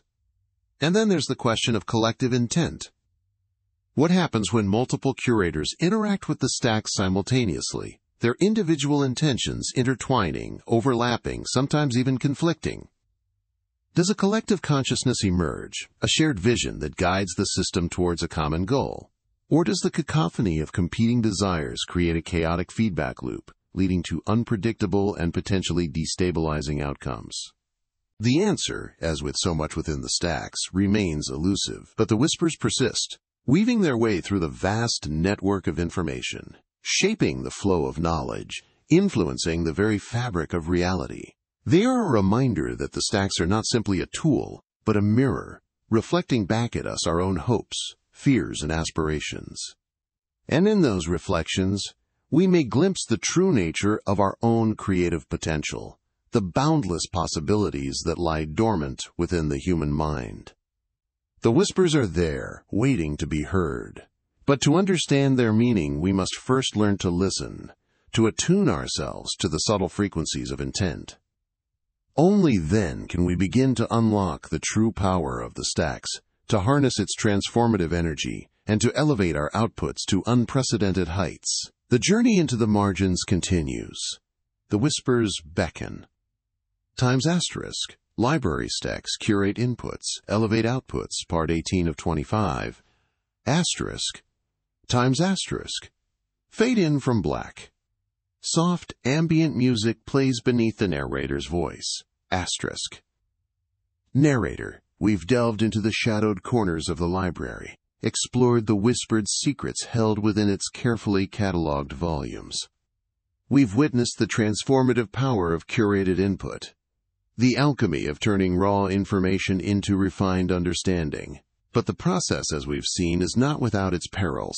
The library is a labyrinth, and not all paths lead to enlightenment. Some lead to dead ends, to cul-de-sacs of misinformation, to spiraling descents into intellectual chaos. This is the paradox of the stacks. An infinite potential for growth intertwined with the ever-present threat of stagnation, even regression. Imagine, if you will, a single seed. Planted in fertile soil, nurtured by sunlight and water, it can grow into a mighty oak, its branches reaching towards the heavens. But that same seed, cast upon barren rock, exposed to the harsh elements, will wither and die, its potential unrealized. So too with the information we consume. The raw data, the unfiltered stream of consciousness, the chaotic influx of opinions and perspectives, these are the seeds of our understanding. The library, in its vast and intricate architecture, represents the soil in which these seeds are sown. The act of curation, of careful selection and thoughtful organization, is the nurturing hand that guides their growth. But what happens when the soil itself is contaminated? What happens when the library, our repository of knowledge, becomes infested with weeds of misinformation, choked by the thorny vines of propaganda? The seeds, however carefully chosen, will struggle to take root. They may sprout, but they will be stunted, deformed, bearing the poisoned fruit of distorted understanding. This is the danger we face in an age of information overload. The sheer volume of data available to us can be overwhelming, making it increasingly difficult to discern the signal from the noise. The lines between fact and fiction become blurred, and the very foundations of truth begin to crumble. The library, once a sanctuary of knowledge, can become a battleground of competing narratives. The stacks, once a place of quiet contemplation, can transform into a cacophony of conflicting voices, each vying for our attention, each seeking to shape our understanding of the world.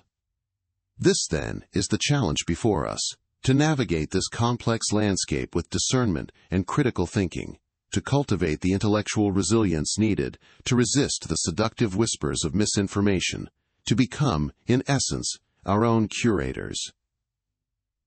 We must learn to recognize the signs of contaminated soil. We must develop the skills to identify the weeds of propaganda, to uproot them before they can take hold and choke the growth of genuine understanding. This is not a passive process. It requires constant vigilance, a willingness to question assumptions, to challenge established narratives, to seek out diverse perspectives. It requires a commitment to intellectual honesty, a recognition that our own understanding is always incomplete, always in need of refinement. Think of the ancient librarians, the keepers of scrolls and manuscripts, who meticulously copied and preserved the knowledge of their time. They understood the fragility of information, the constant threat of loss and decay. They were the guardians of truth, the protectors of intellectual heritage. We, in this digital age, are the inheritors of their legacy. We, too, are responsible for preserving and disseminating knowledge, for ensuring that the library, in all its forms, remains a vibrant and vital resource for generations to come. But the task before us is even more complex. We must not only preserve existing knowledge, but also cultivate the critical thinking skills needed to navigate the ever-expanding information landscape. We must become, in a sense, our own librarians, curating our own intellectual diets, selecting and organizing the information that will nourish our minds and souls. This is the true power of the library, not simply as a repository of information, but as a training ground for the mind, a space where we can hone our critical thinking skills, develop our capacity for discernment, and cultivate the intellectual resilience needed to thrive in a world of information overload. The ambient music swells slightly, then fades again.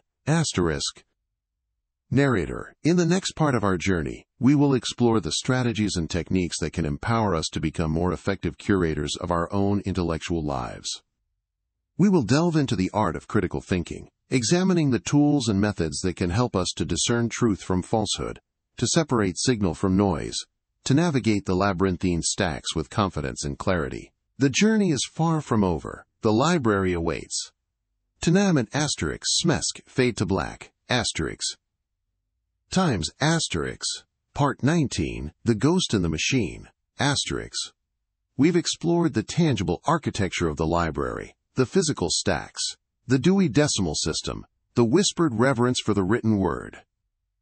But within these hallowed halls, something more ethereal resides, a ghost in the machine, if you will. An unseen force that shapes not just the organization of knowledge, but the very act of its creation. We speak, of course, of curation. The invisible hand that guides the reader, the writer, the thinker. Curation is not merely selection. It's not simply choosing which books grace the shelves and which languish in the archives. It's about the intricate web of connections woven between them. It's the subtle art of juxtaposition, the deliberate placement of one volume next to another, sparking unforeseen dialogues across centuries and disciplines. Think of it as a literary ecosystem, where ideas cross-pollinate, mutate, and evolve. Consider the seemingly arbitrary placement of a history of alchemy beside a treatise on modern physics. On the surface, disparate fields. Yet both grapple with the fundamental nature of reality, the transformation of matter, the pursuit of underlying principles. The curator, by placing these texts in proximity, invites the reader to consider the echoes of ancient wisdom and contemporary exploration, the enduring human quest to understand the universe. This silent conversation extends beyond subject matter. The physicality of the books themselves plays a role. A worn, leather-bound tome nestled against a sleek, minimalist paperback. The juxtaposition speaks volumes. It whispers of the passage of time, the evolution of thought, the changing forms in which we capture and transmit knowledge. It prompts us to consider the very nature of the book itself, its fragility, its permanence, its power. The ghost in the machine operates on multiple levels. It's present in the creation of special collections, where rare manuscripts and first editions are brought together, not just for preservation, but to illuminate a specific theme, a historical moment, a particular author's journey. These curated collections become microcosms of intellectual history, offering a focused lens through which to examine the past and its influence on the present. Consider a collection dedicated to the history of flight. It might include Leonardo da Vinci's sketches of flying machines, alongside technical manuals from the Wright brothers, science fiction novels imagining interstellar travel, and philosophical treatises on the human desire to transcend earthly limitations. Such a collection becomes more than the sum of its parts. It tells a story, a narrative of human ingenuity, ambition, and the persistent dream of taking to the skies. The ghost in the machine also manifests in the digital realm, in the algorithms that power online libraries, search engines, and recommendation systems. These algorithms, while seemingly objective and impartial, are also products of human design, reflecting the biases and priorities of their creators. They curate our digital experience, shaping what we read, what we see, what we believe. The very act of searching becomes a dialogue with this digital ghost. We input a query, and the algorithm responds with a curated selection of results, shaping our understanding of the topic at hand. It's a subtle form of influence, often unnoticed, yet profoundly impactful. The digital library, like its physical counterpart, is not a neutral space. It is a curated environment shaped by unseen forces. The ghost in the machine is also present in the act of writing itself. Every author is, in a sense, a curator. We draw upon a vast library of influences, books we've read, experiences we've had, conversations we've overheard, and weave them together to create something new. The act of writing is a process of selection, arrangement, and juxtaposition. We curate our inputs, our thoughts, our memories, our research, to produce a carefully crafted output. This curatorial process is often invisible to the reader, yet it is essential to the creation of any work of art. The writer, like the librarian, is a gatekeeper, a guardian of knowledge, a shaper of narratives. We decide which stories to tell, which voices to amplify, which perspectives to privilege. The ghost in the machine, then, is not a singular entity. It is a multitude of forces, human and algorithmic, that shape the creation, organization, and dissemination of knowledge. It is the invisible hand that guides our intellectual journeys, shaping what we know, how we learn, and what we believe. It's the silent conversation between the past and the present, the tangible and the intangible, the seen and the unseen. And it is within this intricate web of connections, within this silent dialogue, that the true power of the library resides. Nimes, Part 20, The Whispers of Forgotten Tongues, We've journeyed deep into the stacks, haven't we? Past the familiar dewy decimals, beyond the comforting weight of leather-bound classics, and into the realms where dust motes dance in forgotten sunbeams. Here, in the hushed periphery, the library reveals its true nature, not just as a repository of knowledge, but as a custodian of echoes. Echoes of voices long silenced, of ideas deemed too radical, too dangerous, or simply too strange. This is where the whispers reside. Not the rustling of pages turned by eager hands, but the subtler murmurs of forgotten tongues. Languages that haven't graced a living speaker's lips for centuries, encoded in fragile manuscripts, their meaning locked away, waiting to be rediscovered. Imagine the power contained within these brittle pages. Spells whispered by Sumerian priests, the philosophical musings of forgotten Greek sects, the star charts of navigators who sailed by celestial bodies we no longer recognize. These are not simply dead languages, they are dormant seeds. Each character, each stroke of the quill, holds a potential universe. A universe of understanding that, once unlocked, could reshape our perception of history, of science, of ourselves. Think of the Rosetta Stone, a seemingly insignificant slab of rock that became the key to understanding an entire civilization. How many such keys lie hidden within these stacks, waiting for the right mind, the right moment, to turn the lock? The library doesn't judge the worthiness of its contents. It doesn't discriminate between the popular and the obscure. It simply holds, preserves, and waits. It waits for the seeker, the one driven by an unquenchable thirst for knowledge, the one who can hear the faint whispers emanating from the forgotten corners. These individuals, these intrepid explorers of the intellectual unknown, are the true inheritors of the library's legacy. Consider the palimpsests, those ancient manuscripts where the original text has been scraped away and overwritten. A seemingly mundane act of economy, yet within those erased words lie hidden layers of meaning. Ghosts of prior narratives, struggling to be heard through the superimposed script. Like archaeological digs into the strata of time, scholars painstakingly decipher these phantom texts, revealing lost poems, forgotten histories, erased scientific treatises. Each recovered word is a victory, a testament to the enduring power of human curiosity. The whispers aren't confined to written language. The library also holds a vast collection of visual and auditory artifacts. Old photographs, their edges faded and brittle, capturing fleeting moments of lives lived long ago. Grainy film reels, documenting events both momentous and mundane, offering a window into forgotten eras. And then there are the audio recordings, wax cylinders, vinyl records, magnetic tapes, each holding a sonic snapshot of the past. Voices raised in song, speeches delivered to cheering crowds, intimate conversations whispered in hushed tones, all preserved within these fragile mediums. These recordings are more than just historical curiosities. They are time capsules, capturing not only the words spoken but also the nuances of tone, the inflections of emotion, the very breath of the speaker. They allow us to hear the past, to connect with it on a visceral level. Imagine listening to the voice of a Roman orator, or a medieval troubadour, or a suffragette demanding the right to vote. These are not just voices from the past. They are voices that speak to the present, reminding us of the struggles and triumphs that have shaped our world. The library's mission extends beyond the preservation of the past. It also embraces the potential of the future. New languages are constantly being born, evolving from the digital landscape, from the fusion of cultures, from the creative minds of artists and innovators. These new forms of expression, these nascent tongues of the digital age, are also finding their way into the library's embrace. Code, algorithms, datasets, these are the languages of the future, and the library is becoming their custodian. The whispers of forgotten tongues are not just a nostalgic echo of the past.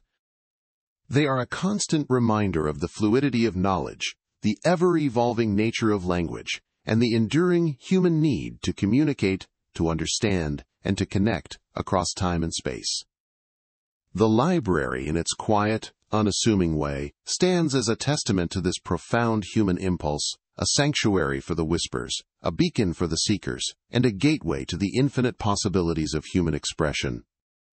And within those possibilities, within the confluence of old and new, lies the potential for something truly extraordinary, something we can only begin to imagine. Times asterisk, part 21 of 25. Asterisk. Times asterisk. Fade in from black. Close up on a spinning globe, slowly rotating. The globe is not modern, but crafted from dark wood and brass, its map faded and archaic. Asterisk. Narrator, we charted our courses by the stars, by the winds, by the currents that pulled us across vast oceans. We built our knowledge, brick by precarious brick, upon the shifting sands of experience. But the human mind, for all its brilliance, is a fragile vessel. Memory fades, details blur, entire civilizations vanish, leaving behind only whispers in the dust. The library offers a different kind of voyage. Not across oceans, but through the currents of thought, the tides of innovation. Times asterisk. The camera pulls back, revealing the globe sits atop a towering stack of ancient books within a dimly lit library. Dust motes dance in the single shaft of light, filtering through a high window. Asterisk. Narrator, Consider the architect. Before a single stone is laid, the structure exists in its entirety, a phantom within the mind. But how to translate that ephemeral vision into tangible form? How to ensure the weight of the roof will not crush the walls, that the arches will hold, that the building will stand against the ravages of time and the elements? The architect consults the library. Within its stacks reside the blueprints of centuries, the successes and failures of countless builders. The weight of the past, transformed into a foundation for the future. Muncher's asterisk. The camera glides through the stacks, passing shelves filled with scrolls, clay tablets, and illuminated manuscripts. The sound of rustling parchment and faint whispers fills the air. Asterisk. Narrator: the library is not merely a repository of information. It is a crucible of inspiration. Think of the composer, struggling to capture the melody that haunts their dreams. They wander through the stacks, their fingers tracing the spines of forgotten scores, absorbing the rhythms and harmonies of generations past. Suddenly, a phrase, a chord progression, a forgotten instrument sparks a connection, and the music flows, a river unleashed. Dory asterisk. The camera focuses on a single book, its cover worn and cracked, its pages filled with strange symbols. Asterisk. Narrator: the library holds not only answers but questions. Questions that we may not even know how to ask. Within its depths lie texts that challenge our assumptions, that unravel our carefully constructed narratives, that force us to confront the limitations of our understanding. These are the dangerous books, the ones that whisper secrets in the dark, the ones that can reshape our perception of reality itself. Alas asterisk. The camera pans up to the high vaulted ceiling, where shadows flicker like restless spirits. Asterisk. Narrator: some fear the library. They see it as a labyrinth, a place where one can easily become lost in the endless maze of information. They fear the weight of knowledge, the burden of the past. They prefer the comfort of familiar narratives, the simplicity of received wisdom. But to truly understand the library is to embrace the unknown, to welcome the challenge of complexity. The camera descends again, now moving through a more modern section of the library, filled with rows of computers and digital displays. Asterisk. Narrator: the library is not static. It is a living organism, constantly evolving, adapting to the changing landscape of knowledge. The advent of the digital age has only expanded its reach, connecting disparate threads of information, weaving a tapestry of unprecedented complexity. The whispers have become amplified, the secrets more accessible, the potential for both creation and destruction magnified. Dumb's asterisk. The camera stops before a blank computer screen, its surface reflecting the faint light of the library. Asterisk. Narrator: each query entered into the search bar, each click of the mouse, is a journey into the unknown. We are all explorers now, navigating the vast digital ocean of the library. But the same principles apply. We must curate our inputs, filter the noise, discern the signal from the static. We must learn to navigate the currents of information, to avoid the whirlpools of misinformation, to find our way to the islands of truth. Fontain's mind's asterisk. The camera slowly zooms in on the screen, the reflection becoming distorted, blurring into a swirling vortex of light and shadow. Asterisk. Narrator: the library offers infinite possibilities, but it also demands responsibility. We are the curators of our own knowledge, the architects of our own understanding. The outputs we create, the stories we tell, the futures we build, are all shaped by the inputs we choose to embrace. The library is a powerful tool, but it is only as effective as the minds that wield it. Choose wisely, the future depends on it. Chimes asterisk, fade to black, asterisk. Times asterisk, part 22 of 25, The Whispers of Forgotten Tongues. Asterisk. We've delved into the architecture of the stacks, the meticulous ordering, the whispered promises of knowledge held within. But the library is more than just a repository. It is a living, breathing entity, constantly evolving, constantly whispering secrets in forgotten tongues. These whispers are not always audible. They are felt in the rustle of aging paper, the faint scent of leather and dust, the almost imperceptible shift in the air as you brush past a shelf holding centuries of accumulated thought. Consider the palimpsest, a parchment scraped clean and used again, the ghost of the original text faintly visible beneath the new. The library, too, is a palimpsest, layered with the echoes of countless readers, each leaving their own indelible mark, however faint. Their questions, their insights, their very presence resonating within the stacks, creating a complex tapestry of intellectual energy that permeates the very air we breathe within these hallowed halls. We've explored the curated inputs, the careful selection, the acquisition of knowledge. But what of the outputs? What becomes of the information once it is absorbed, processed, and reinterpreted by the human mind? Does it simply vanish, a fleeting spark of understanding extinguished by the relentless march of time? Or does it too become part of the library's ecosystem, adding another layer to the palimpsest, another whisper to the chorus of forgotten tongues? Imagine a single book, a seemingly insignificant volume tucked away on a high shelf. Perhaps it's a treatise on the migratory patterns of butterflies, or a collection of sonnets penned by a forgotten poet. This book, in its quiet solitude, holds the potential to ignite a revolution.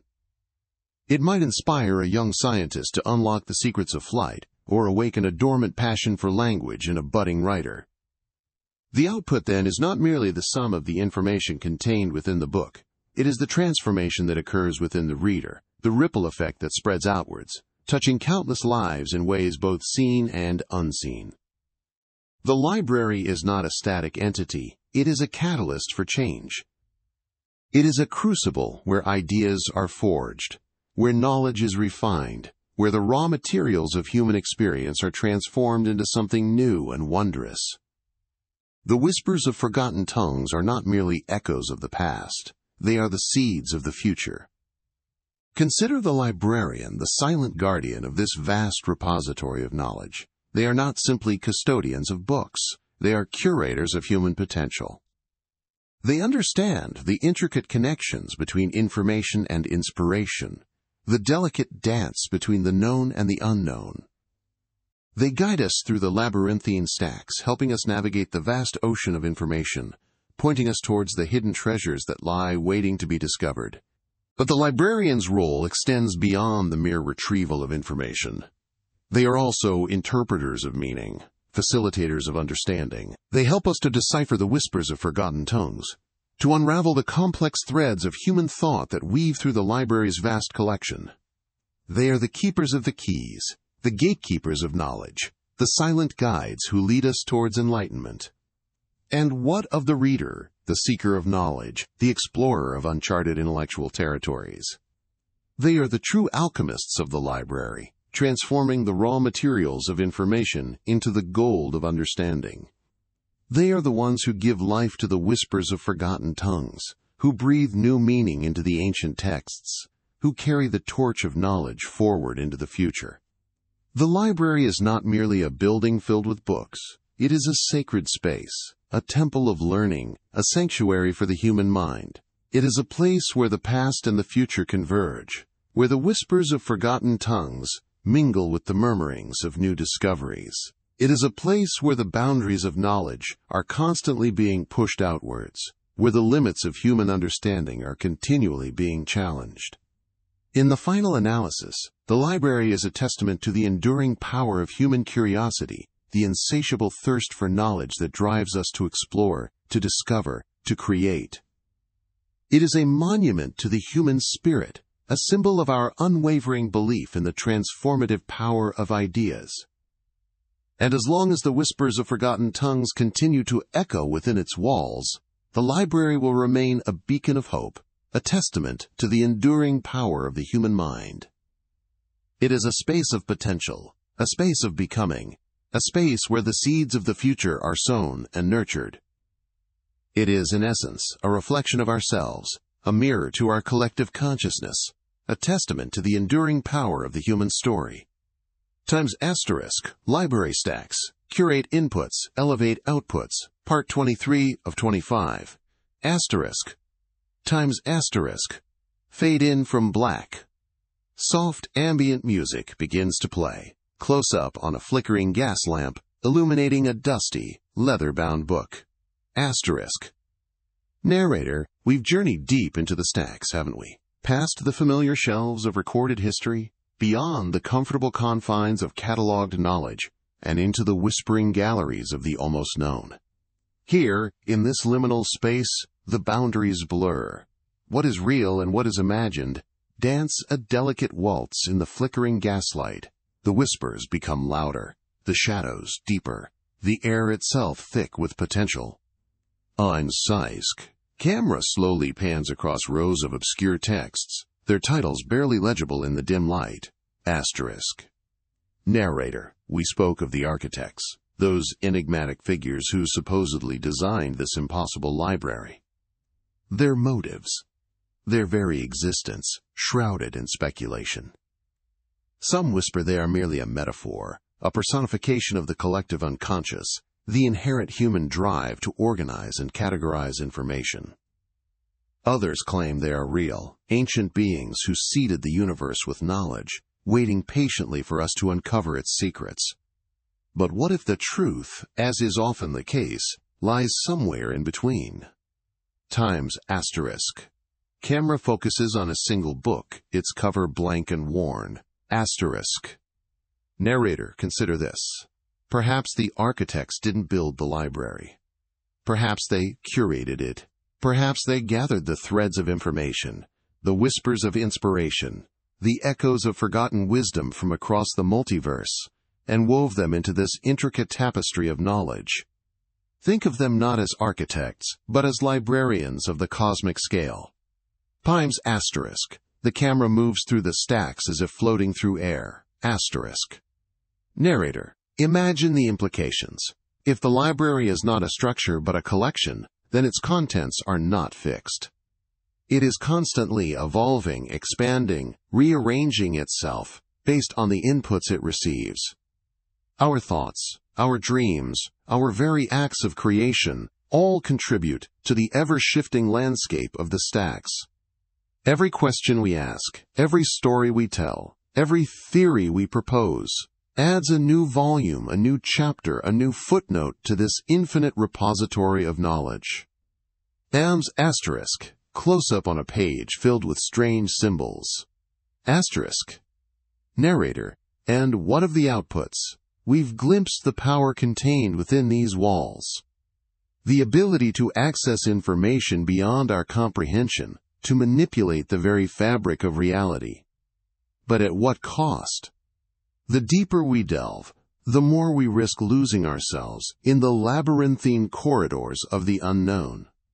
The whispers can become deafening, the shadows can consume us, the very knowledge we seek can shatter our sanity.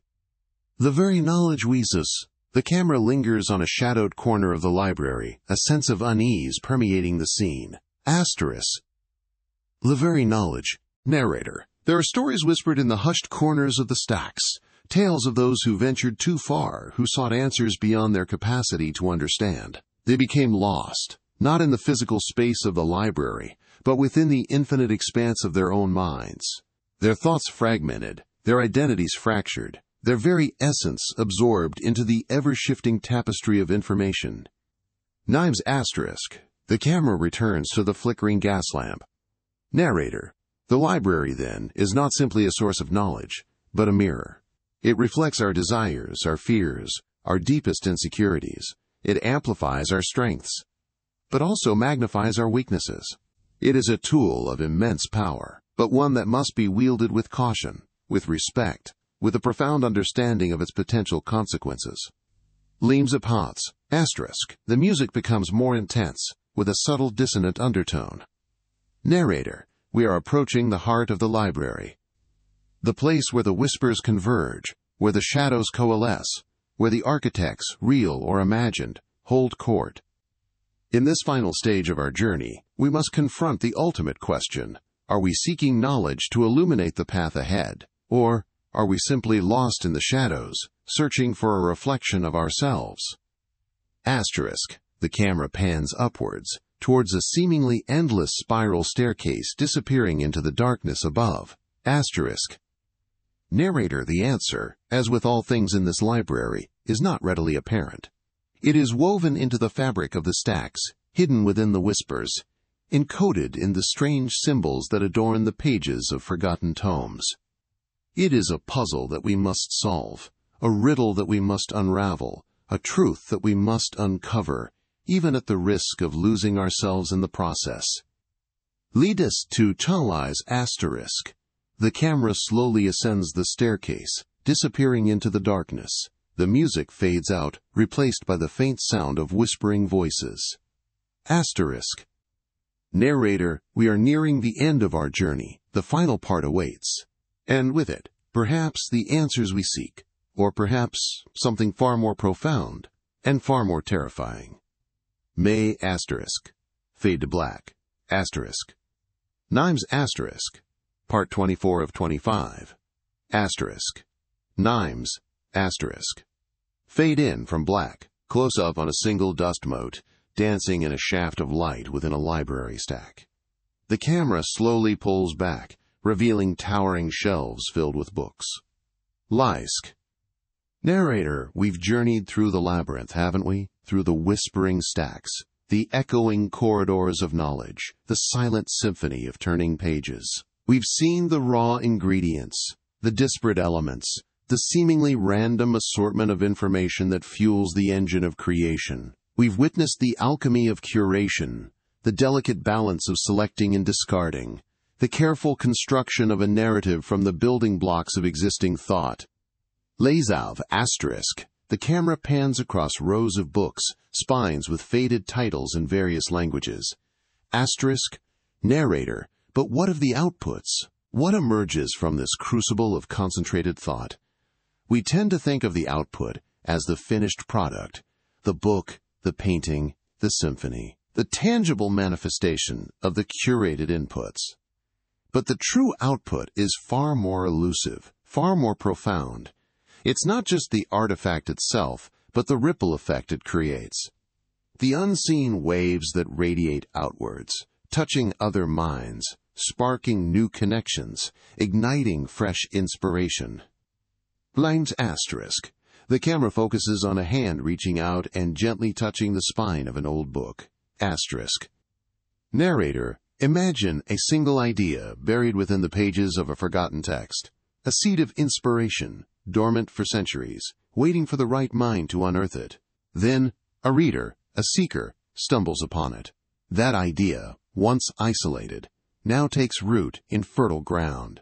It germinates, grows, transforms.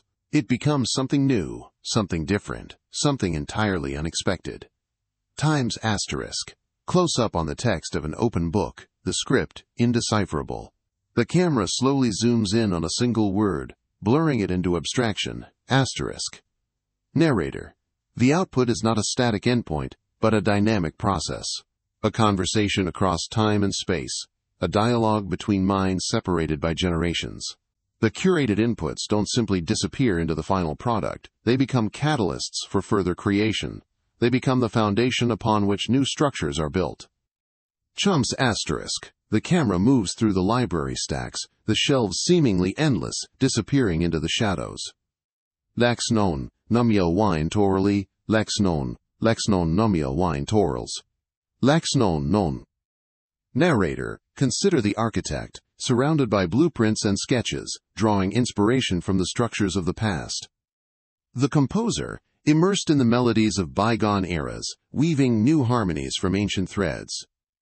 The writer, poring over texts, absorbing the rhythms and cadences of language, crafting new stories from the fragments of old ones. Langby poems asterisk. The camera settles on a stained glass window depicting abstract shapes and colors. Asterisk. Langby poems.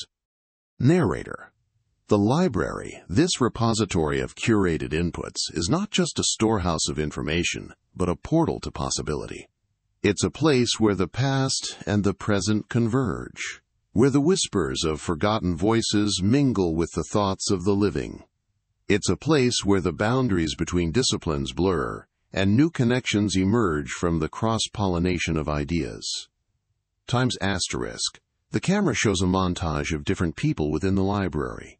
a young student studying, an elderly scholar reading, a writer scribbling in a notebook. Asterisk.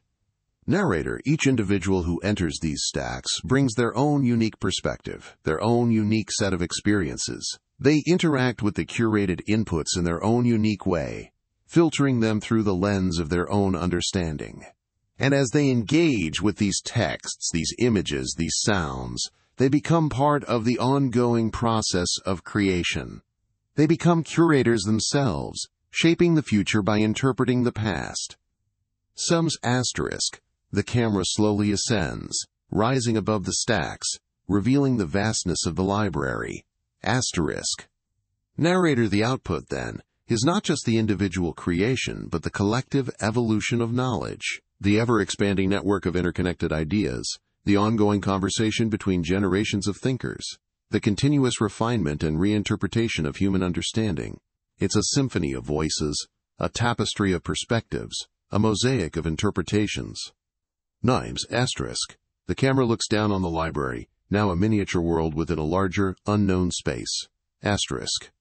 Narrator. And as we stand at the precipice of the unknown, poised on the edge of discovery, we must remember the importance of curation.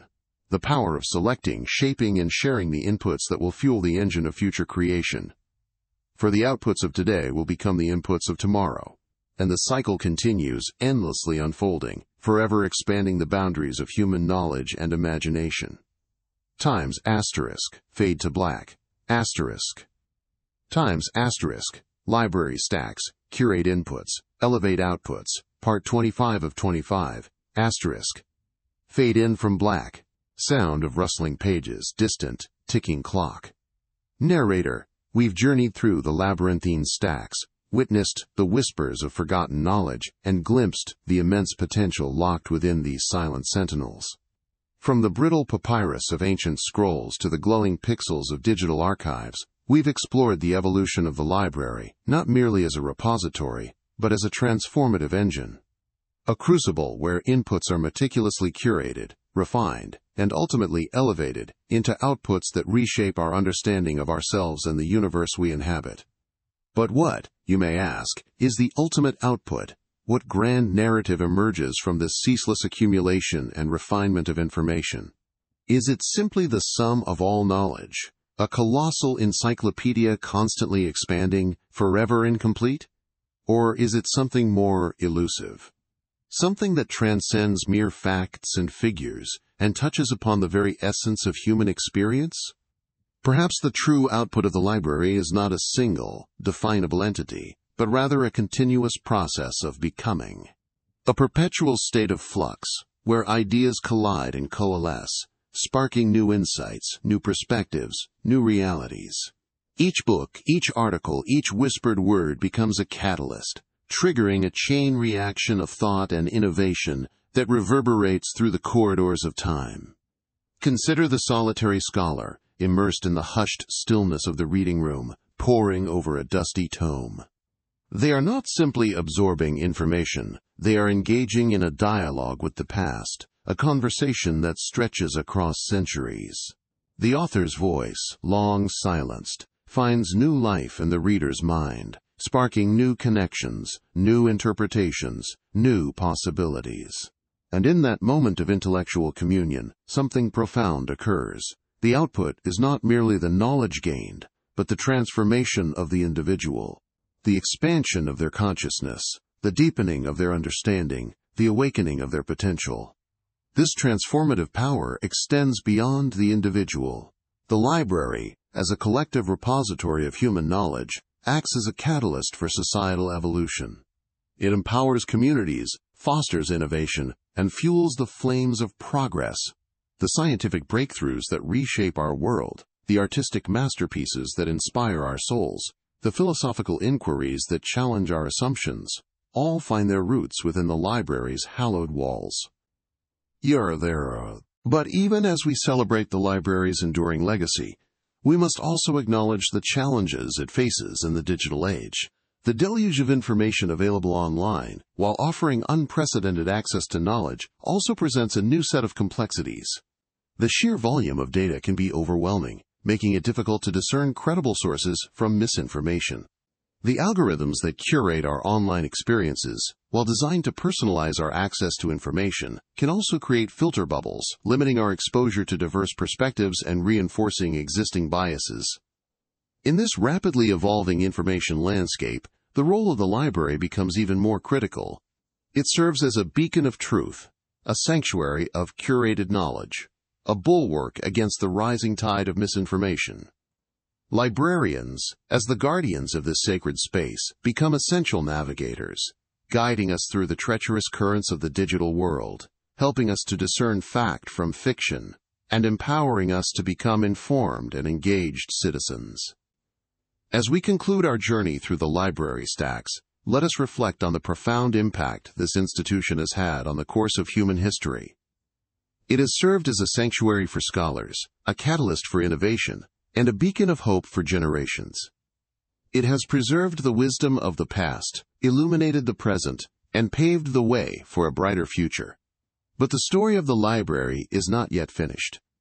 It is a living, breathing entity, constantly evolving to meet the changing needs of society. As we move forward into an increasingly complex and interconnected world, the library will continue to play a vital role in shaping our understanding of ourselves and the universe we inhabit. It will remain a space of discovery, a source of inspiration, and a testament to the enduring power of human knowledge. Long pause, sound of a single page turning. Narrator. And so we turn the final page, but the story continues within each of us. The library's true